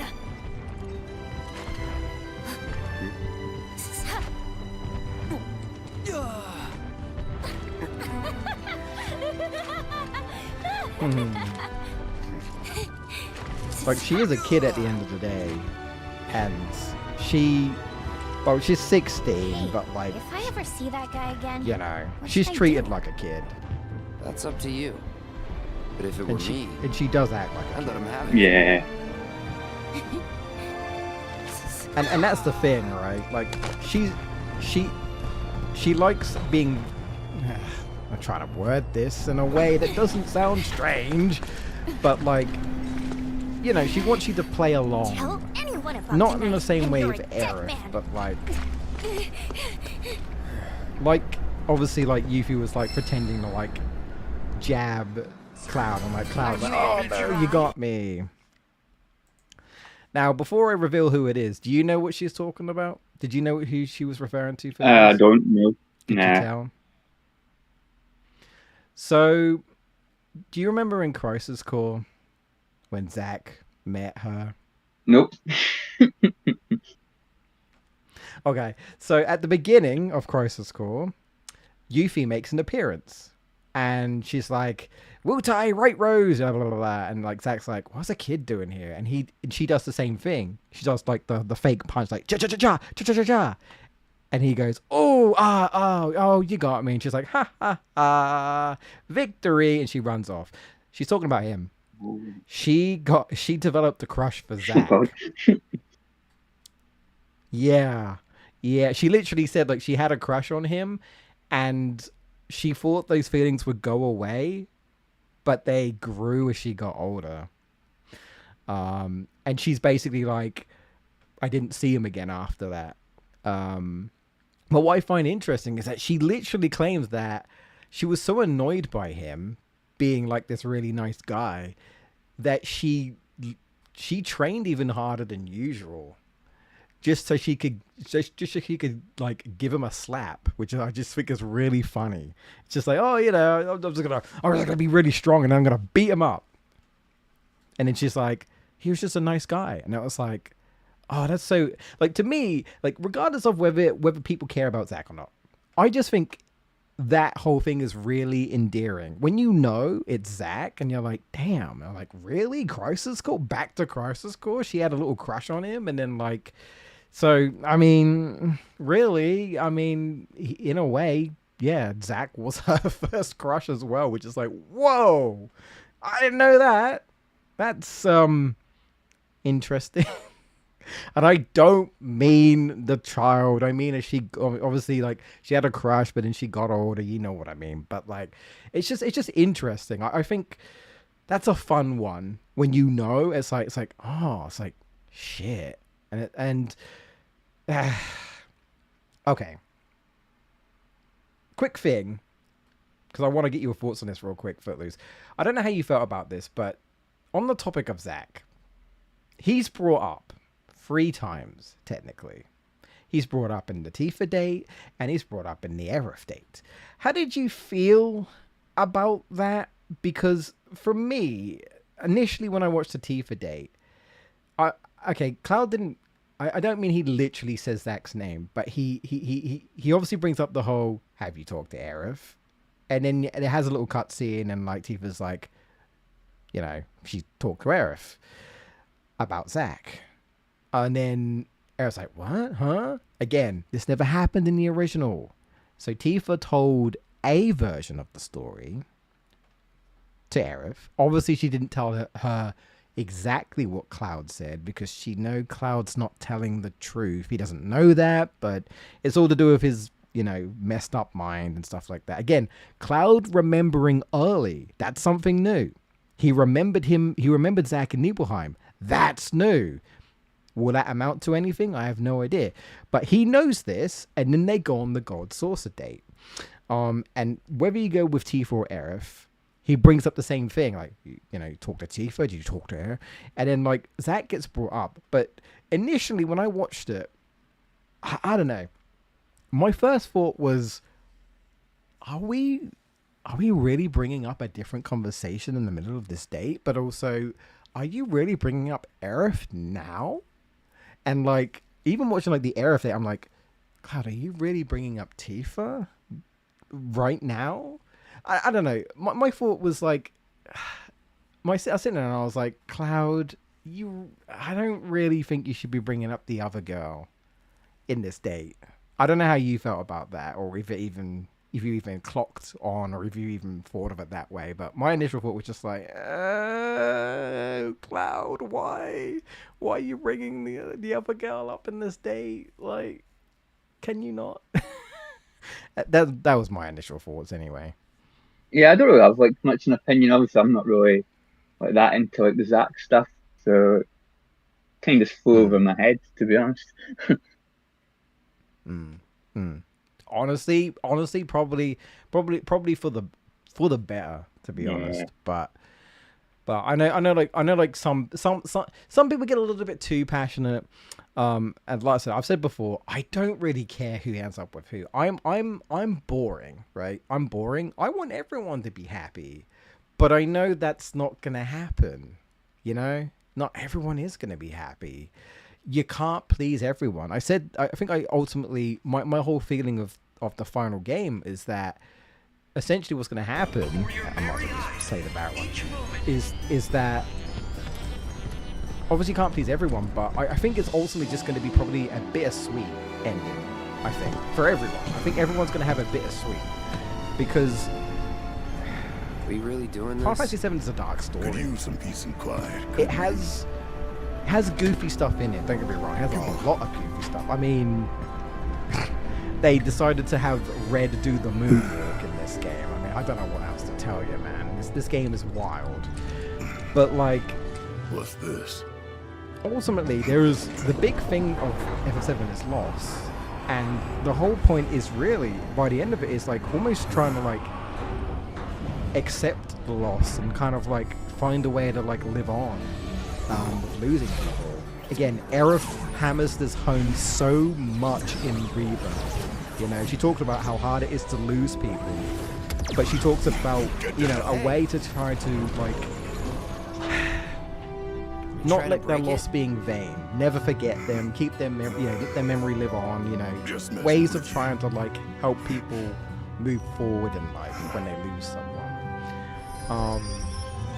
And so to me, I feel like the ultimate conclusion is probably just going to be a bit sweet, where it's like, it will be sad, but there will be like hope for like a happier future. They're going towards a happier end. That's just kind of where I feel like it's going anyway, but we'll see. I like Barrett's one. Barrett trying to shoot. Sorry, were you going to say Yeah, something? I was just laughing at Barrett, like shooting things, or trying to shoot things. It's a hologram, damn it, Barrett. It's a That's just like hologram. Barrett in a nutshell. When I was about your age, Yeah. I decided Yeah, it I had is. enough of mines. Wasn't much interested in any kind of work. Oh, I man. was young and wanted to Dude, getting enjoy to my see youth. Barrett's wife for the first time, man. And then That's- I met a sweet girl I was not named expecting Myrna. that. Knew right away really she was wasn't. Yeah. the one. But Myrna, I she thought for wasn't sure, mine like, I when was that 7. scene happened, Told me she was in the market for a man. I thought it was going to be about not a dying, selfish little but it boy. wasn't. It was about his wife, and I was like, oh, shit. If I was gonna That win might her be heart, worse. I had some growing I was up like, to damn. do. Yeah. Otherwise, she'd never give me the time of day. That's real sad. Funny enough. I mean, our all first of date them were was at a sad, theme park. but yeah. Nowhere near as big as this place, of course. Just a traveling fair with a handful of rides. We Yeah, ended he's up talking riding about his these wife wooden here. chocobos round and round, laughing our asses off.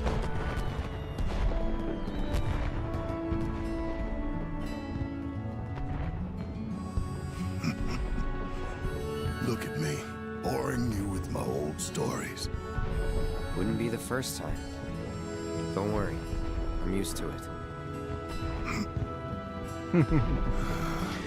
I do like Cloud and Barrett's Yeah, well, relationship as well. The lesson It's here very is once you find your soulmate, you never let him go. So, who is it? I forgot about this part. Who's what? You know damn well what I'm talking about. Why do you always have to overthink things? That ain't no way to live. You gotta just go for it sometimes. You mean like you do, all the time? Touche.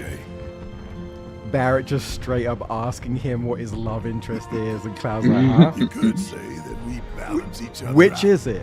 Tifa or Yeah. Aerith? Cloud's not gonna tell you. Cloud's like, I don't know. Neither. I mean it though. If you do have feelings for someone, tell them straight out. Don't wait till it's too late. Oh boy. Right. Forgot about that.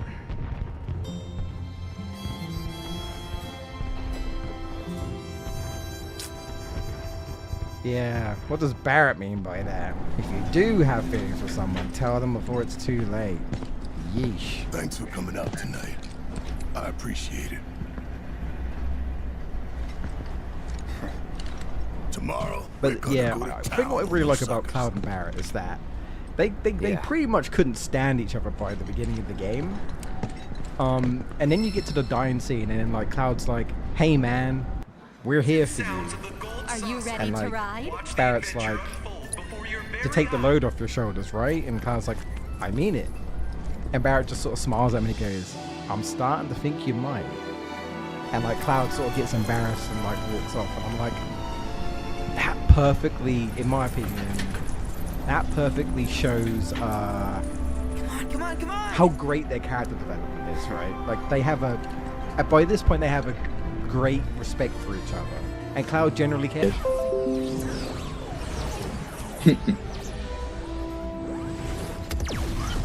I got this. Uh-oh. Pretty Our good, stream died right? for a second there. Bro. I think it's back. I think it's back. Oh Yeah, it looks like it. boy. Okay, cool. That's rare. It's been a while since I've had that happen. Hey, you're gonna drool on the seat. Close call. Red's so excited. Yeah. See, I suppose if Red really is, it's funny because he really is kind of like the pet, even though he doesn't want to be classed as a pet. But he really is just a young, like, well, boy in a way, who's just really excited about everything. Bless his heart. What's up? All right. This doesn't leave the ride, okay? Yeah, it looks so It happy. might sound crazy, but Pay attention. back So in happy. Midgar, It looks so happy. Aerith and I could both see the future. Well, that would explain a lot. I'm guessing you can't anymore, though? Nope, not even a bit. Whatever we had, I think the Whispers took it from us when we left. Huh. Oh. It seems Arbiters of Fate can do whatever they want. So you Yeah, told pay us. attention to this Mm. part. Oh, did I? Huh. I wonder if this means we'll eventually forget they even exist. We'd be better off if we did, frankly. There's no point in wasting our time worrying about fate if we can't change it. You're right. Still, there is one thing I need you to remember. You have thing's to a bit keep thick Aerith there. safe. Yeah. I mean it, Cloud. I don't remember what's supposed to happen, but I do know she's in danger.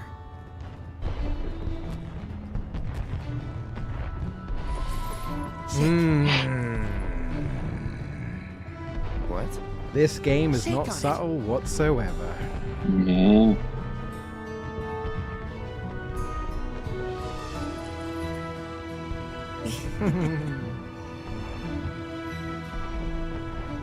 They are soft. Huh? Nothing. Forget it. Yeah, shake.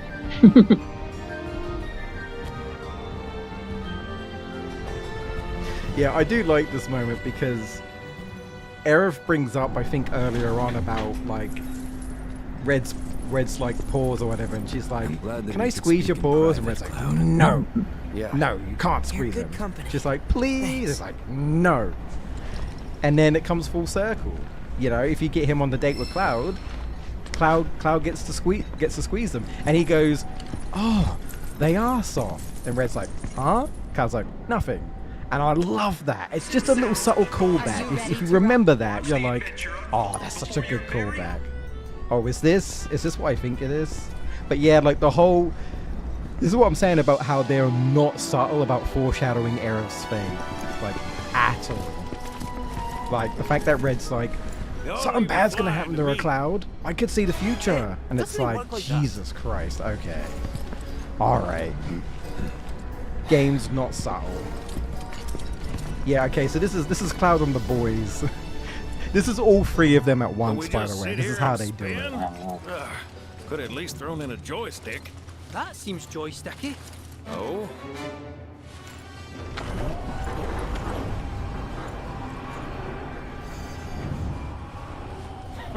Some dumb kid's toy. Come on. At least we can enjoy the scenery. Just look. You've got a space battle unfolding right before your very eyes. Tell me that doesn't send a chill down your spine. Oh no! Evasive action! Hard to port. Oh, made it by the skin of our teeth.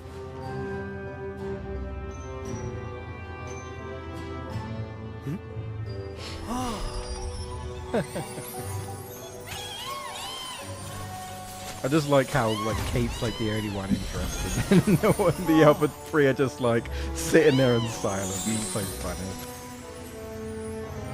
The three edgelords. People sometimes ask me to predict who will win a race. Ah, come off it, I tell them. If I could do that, I wouldn't still be working here now. Vincent would just I? wants to keep sleeping. Huh? Huh? Huh? Whoa! Whoa! Talk about a breathtaking spectacle! Seriously, are you lads seeing this?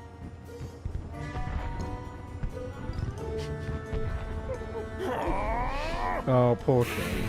To hell with you, you wee scunners! Barbarians! I provide entertainment in spades and all I get is crickets! Can't we go any faster? This is torture. And how do you think I feel? Kate, zip it. Why are you taking his side? I'm the one trying to make this fun.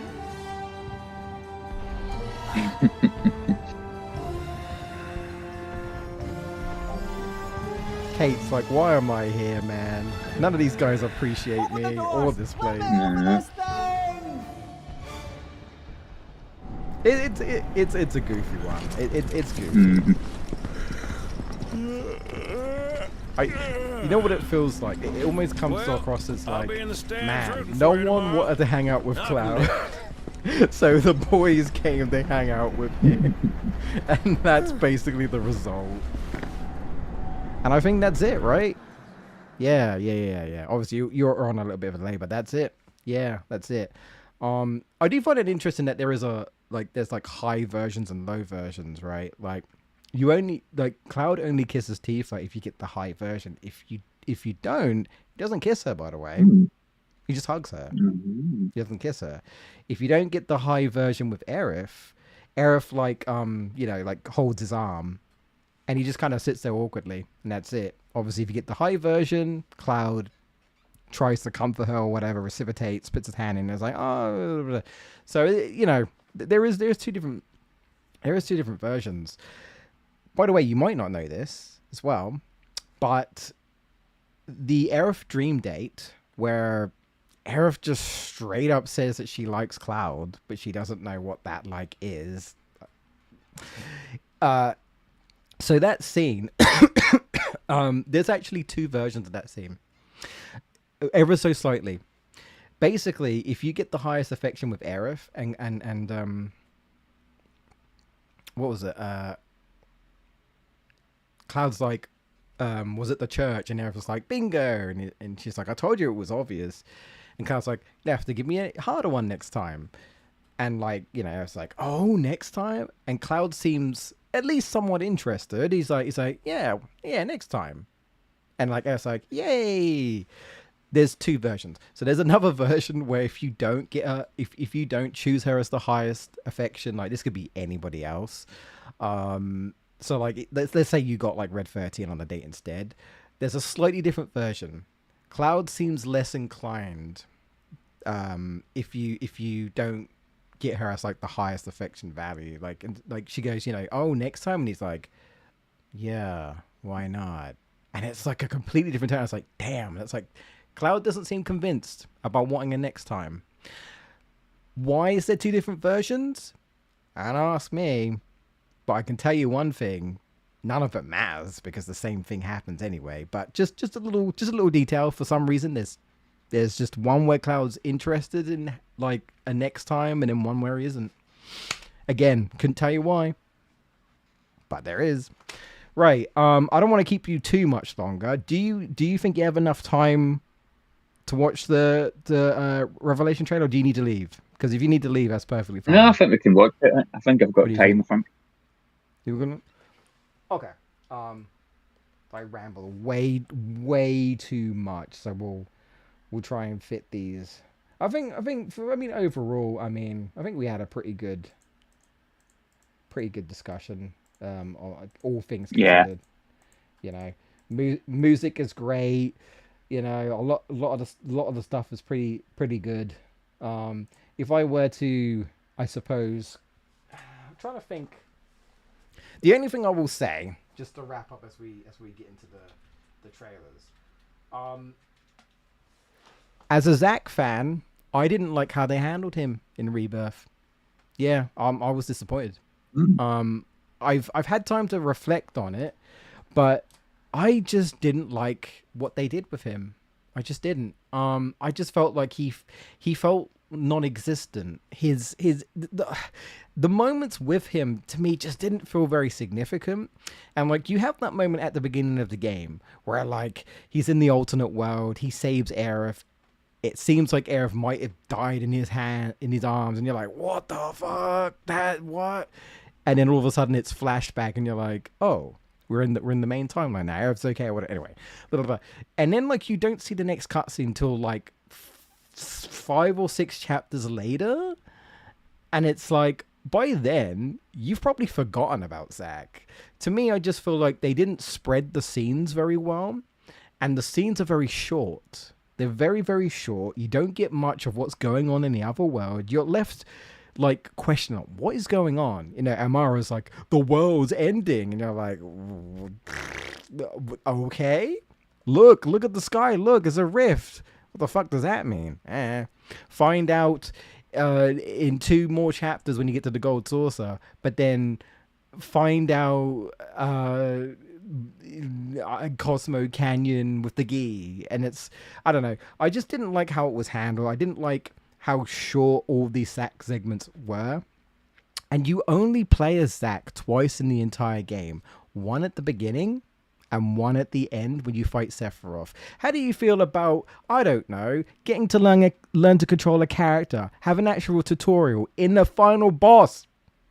That pissed me off. Like, as much as I liked Zack teaming up with Cloud, it was fun. I liked that. But for me, it was like, dude, I played him once at the beginning of the game, and I'm only now playing him again at the end? And now you're throwing a tutorial at me? For me personally, I think that's bad game design. I don't think they should have done that. I think they should have made him, somehow he should have been playable in battle suit like a few more times, rather than just, hey, you only get to play as him like once or twice. I don't know. Just want to get my thoughts out there. I as a Zack fan, was disappointed, personally. So whatever they plan to do with Zack in part 3, because I know he's coming back, I just hope, I don't know, man. I just hope it's more significant. Anyway, that's just, and you know, when Marlene said that, you know, Aerith has feelings for Cloud, just get a gun and shoot it in my heart. just like Zack, you know, just break his heart, you know. Poor guy just came back after 5 years dragging Cloud's sorry ass, and the next thing he finds out, Cloud and Aerith have gone to an adventure, and Aerith potentially likes his friend. Cloud's like, fuck. Zack's like, fuck me, I guess I'll just go die. Like that upset me. I was like, God. I was like, why would you do that? But anyway, I'm fine with it now. I'm indifferent about it. But I think everything that they're doing is intentional. So I'm curious to see where Revelation goes. Anyway. Enough of my rambling. I think this is the... Yeah, okay, so there's two. This is the reveal trailer. And then there's the other one. Okay. This is the one you couldn't see at the... was it Summer Games Fest? Yeah, Summer Games Fest. Okay. Alright. Here we go. And Long ago, a shadow fell upon our planet. Guided by calamity, one man sought dominion through reunion. By his will, a star fell. A meteor called forth to bring ruin to all. But our planet answered, awakening mighty weapons to stand against this celestial threat. Now, hope endures in those who fight. Long story short, the world's in trouble. It has been for a while. So what are we waiting for? Let's give Sephiroth the beating of a lifetime.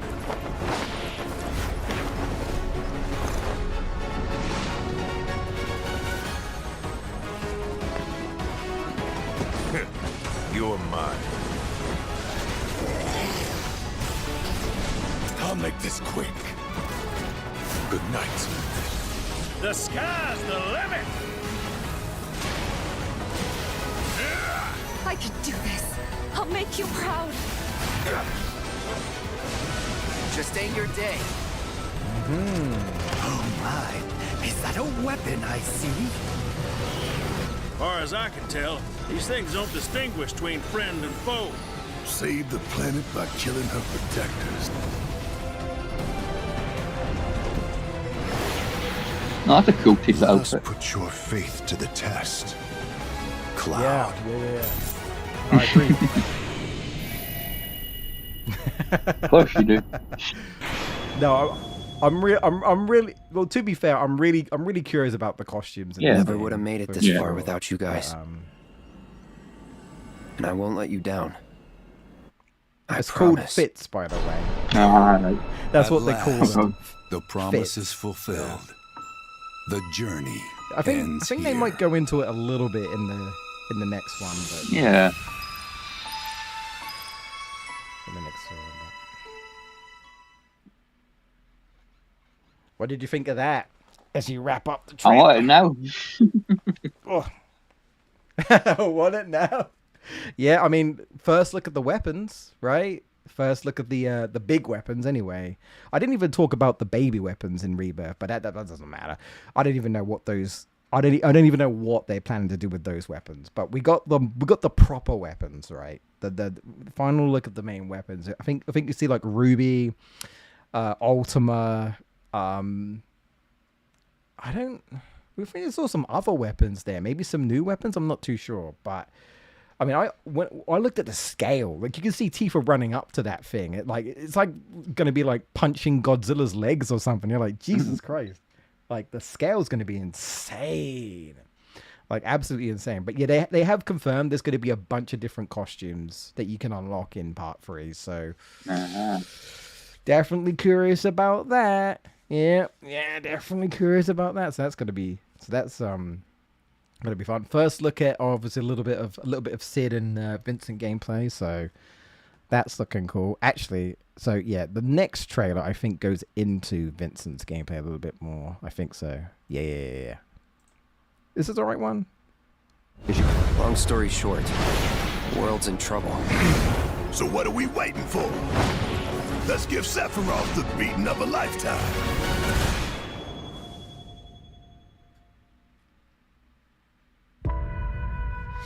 As we reunite with our heroes, the meteor looms in the skies above, a constant reminder of your mission, and the grave threats you'll confront as you embark upon your journey and face the epic conclusion of the remake series. Aboard the Highwind, your very own airship and the pride of the Shinra fleet, you'll take to the skies and witness our most expansive open world yet. From the outskirts of Midgar, to the sun-drenched Medial Archipelago, to the warrior nation of Wutai. Simply pick a direction and set Looking sail. forward to the Highwind. But how can you be expected to protect the whole world at once? You'll need to cover ground fast. I am not jumping. No way, no how. Don't worry. These parachutes are top of the line. Pull the cord and pop. You'll be floating through the air like a feather. At any moment in the open world, simply pilot the Highwind to your destination and take a leap of faith. With the wind rushing past, you'll descend seamlessly from the sky above to the ground below. Where will the winds guide you first? That freedom is in your hands. But no matter your destination, to defeat your enemy, you'll need a fighting chance. And that starts with your trusted allies. At long last, with the world teetering on a blade's edge, everyone assembles at Cloud's side, forming an epic ensemble of heroes. Each with their own story that brings you closer together than ever. But a good unit needs more than friendship to save the day. It needs a disciplined combat regimen. The hybrid battle system, established in Remake and refined in Rebirth, is perfected in Revelation, putting even more power in your hands. In fluid, real-time action, seamlessly switch between party members to even the odds. Then, when the fight calls for strategy, enter tactical mode to unleash a suite of powerful new spells and abilities. Activate devastating synergies with your companions. And of course, call on mighty summoned entities that can turn the tide of battle.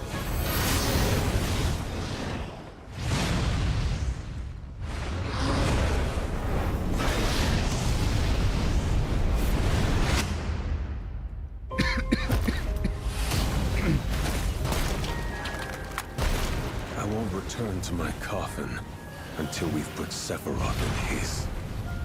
Vincent is a deft gunslinger, capable of delivering precise, high-yield shots. But there's more to this secretive former Turk than meets the eye. The result of experimentation at the hands of Shinra. Vincent can transform into the Galleon beast at the press of a button, gaining tremendous power while transformed. And when combined with the skills of a certain ace pilot, their high-impact synergies disrupt the fight with ferocious results. The Leaping Lancer, the Dashing Dragoon, the one and only Sid Highwind. Sid Highwind, the cantankerous pilot extraordinaire, joins the party and their mission Vincent to looks defeat like a lot of fun. Sid's command of his lance allows him to rapidly close the distance for powerful strikes, or engage in sweeping area of effect attacks to bring a whole host of enemies to heel. But to fully control the battlefield, skill with a weapon only gets you so Sid, far. I'm curious to further about augment your combat how capabilities, try this on for feel size. the play. Function Integrated Tactical Suitwear, or the FIT system for short, allows you to further customize your playstyle with new uniforms imbued with unique movesets. So the Alongside devs your have equipment and confirmed that materia, we're getting FITS gives guest you an characters. extra edge in battle. And to face what's coming, No idea you'll what need that all means, the strength but you can muster. yeah, who knows, right? But that's Sensing its fate interesting. hanging in the balance, the planet itself has unleashed its last line of defense. The weapons. Ancient beasts that are larger than life and capable of untold destruction. Will you be enough to stop them before it's too late? As the world is torn apart, you and your friends must unite. In Revelation, we come to the thrilling conclusion of the Final Fantasy VII saga, and your mission is clear. Take up your Buster Sword, equip your materia, and stand together. One last time. These skies belong to me. Hope you're ready.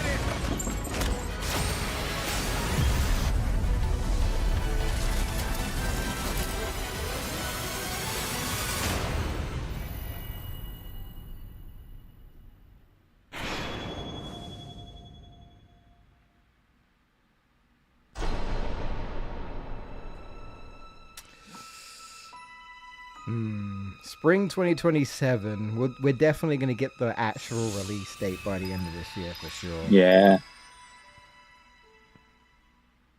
So I don't know, because spring could be March, that could be April, it could even be May. So I guess we'll find out. I know that one of the devs have already said that there's gonna be more that we're gonna be talking about and showing off later on this year, and it's like, yeah, they're being clever because they're not showing much story. These trailers are very focused on the high wind, which the fact that they're like, yo, you can just parachute off and go anywhere, and they're claiming that the transition is going to be seamless. I mean, I'm all about fuck Sony, but I'm also kind of concerned that my PlayStation 5 is going to blow up. I'm like, how is that going to run? Like, Rebirth, obviously I have like a regular PS5. We both have a regular PS5. I don't have like a Pro, but like, for the most part, I ran 60 frames performance mode. I didn't do the graphics fidelity 30 frames. I stuck with performance mode. I'm not too bothered about like, this part of this texture hasn't loaded. It's like, well, unless it takes me out of it, I don't really mind too much. I'm like, the game looks fine enough for me. A lot of people are a bit like, like this grass bit isn't moving, or Cloud's face looks a little weird here, and it's like, yeah, okay, compromises has to be made, but like for the most part, I was fine with it. But like, I rarely had issues with my run. Like, my game crashed like twice randomly, like during a fight, but outside of that, it was fine. But Revelation definitely looks like it might be an improvement graphics wise, but we'll see. But it definitely looks very good. It's very colorful, very vibrant. I'm very curious about old areas being revisited, as well as like new stuff like Wutai. Yeah, because we haven't been to Wutai yet, so that's gonna be very interesting. And of course the new fit system, like I say, with their costumes, but they're also like skills. Like I say, like in the trailer, they show that you turn Tifa into a black mage, which to me feels wrong because she's a martial artist, but sure, I guess. Why not turn her into a black mage, I guess? But apparently, from what Hamaguchi said, I think everyone gets the same class. So I'm assuming that everyone is going to be, it can be a black mage. Everyone can.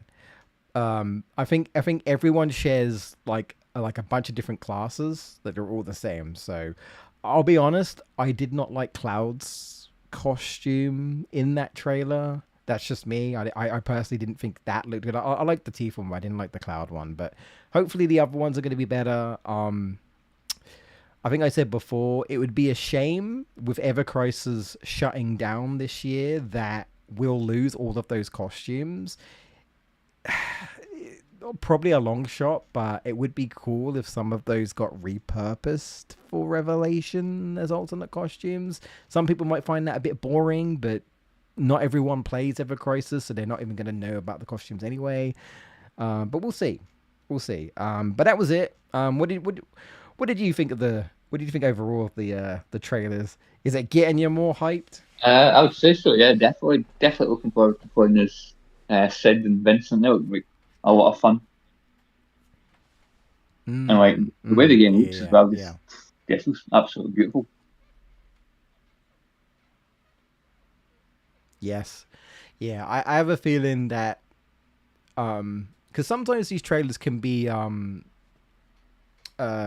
sometimes they try and like throw in like story stuff, but then they sometimes try and like throw in like what's going on here, like, and it gets you and you're like, oh god, here we go, here goes the theory stuff. But they haven't done that yet, so they played it safe, which I think is good. I think the next trailer might go into story. I wouldn't be surprised, but these ones are mostly like obviously like gameplay and hey, look, the high wind and the world and the Vincent gameplay and the Sid gameplay, and I'm sure like there's going to be some really fun synergies with those guys as well, and whatnot. And as I say, I'm curious about what these guest characters are going to be like. And when those guest characters show up, because they did say guest characters. They didn't say one, they said guest characters. So I'm like, what does that mean? I'm like, is like the Turks going to join up with us? Dude, can you imagine?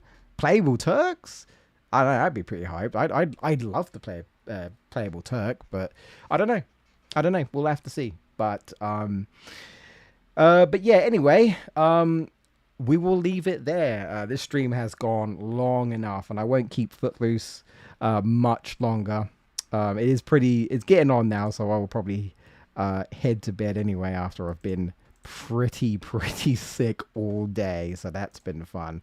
But yeah, it's been a good discussion. It's been a good talk, I think. Yeah, it was nice talking to you, mate, because I haven't talked for quite a while, I think. So it's nice to just have a little like sort of chill and just chat and be excited about things, you know. It's nice to be excited about something, you know what I mean? All right. Yeah, it's been a lot of fun.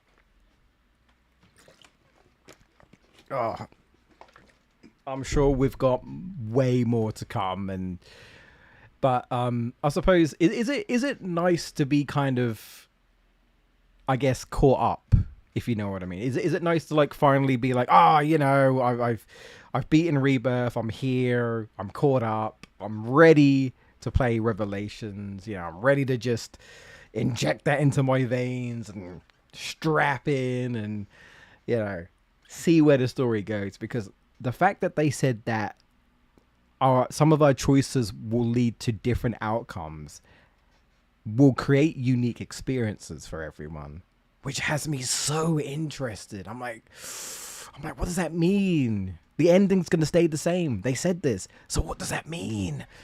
So I'm really curious. But is it nice to sort of finally be caught up, would you say? Yeah, and not having to worry about like spoilers and stuff anymore. That's the big one, isn't it? There's nothing worse with going on YouTube and you're not even looking for it, and you see a massive old thumbnail, spoiler, or, you know, like Final Fantasy VII ending or whatever, right? Or Final Fantasy VII dates or whatever it is. But yeah, like there's nothing worse than that, especially when you're trying to avoid that shit and you're just like, oh man, like when Revelations comes out, I'm not gonna, like, I have to go on YouTube if I want to keep uploading stuff, but like for the most part, I'm gonna be off any social media. Like, well, obviously, like I barely go on Twitter. I only go on Twitter to like have a go at Sony these days. But like when that game comes out, like I'm gonna try my best to stay off the internet completely, because I don't even want to chance anything. I'm not risking it. There's just no way. People can't help themselves. People just can't help themselves.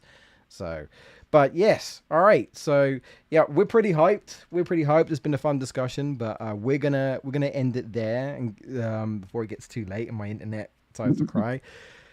I got a bloody capture card to buy now. That's fun.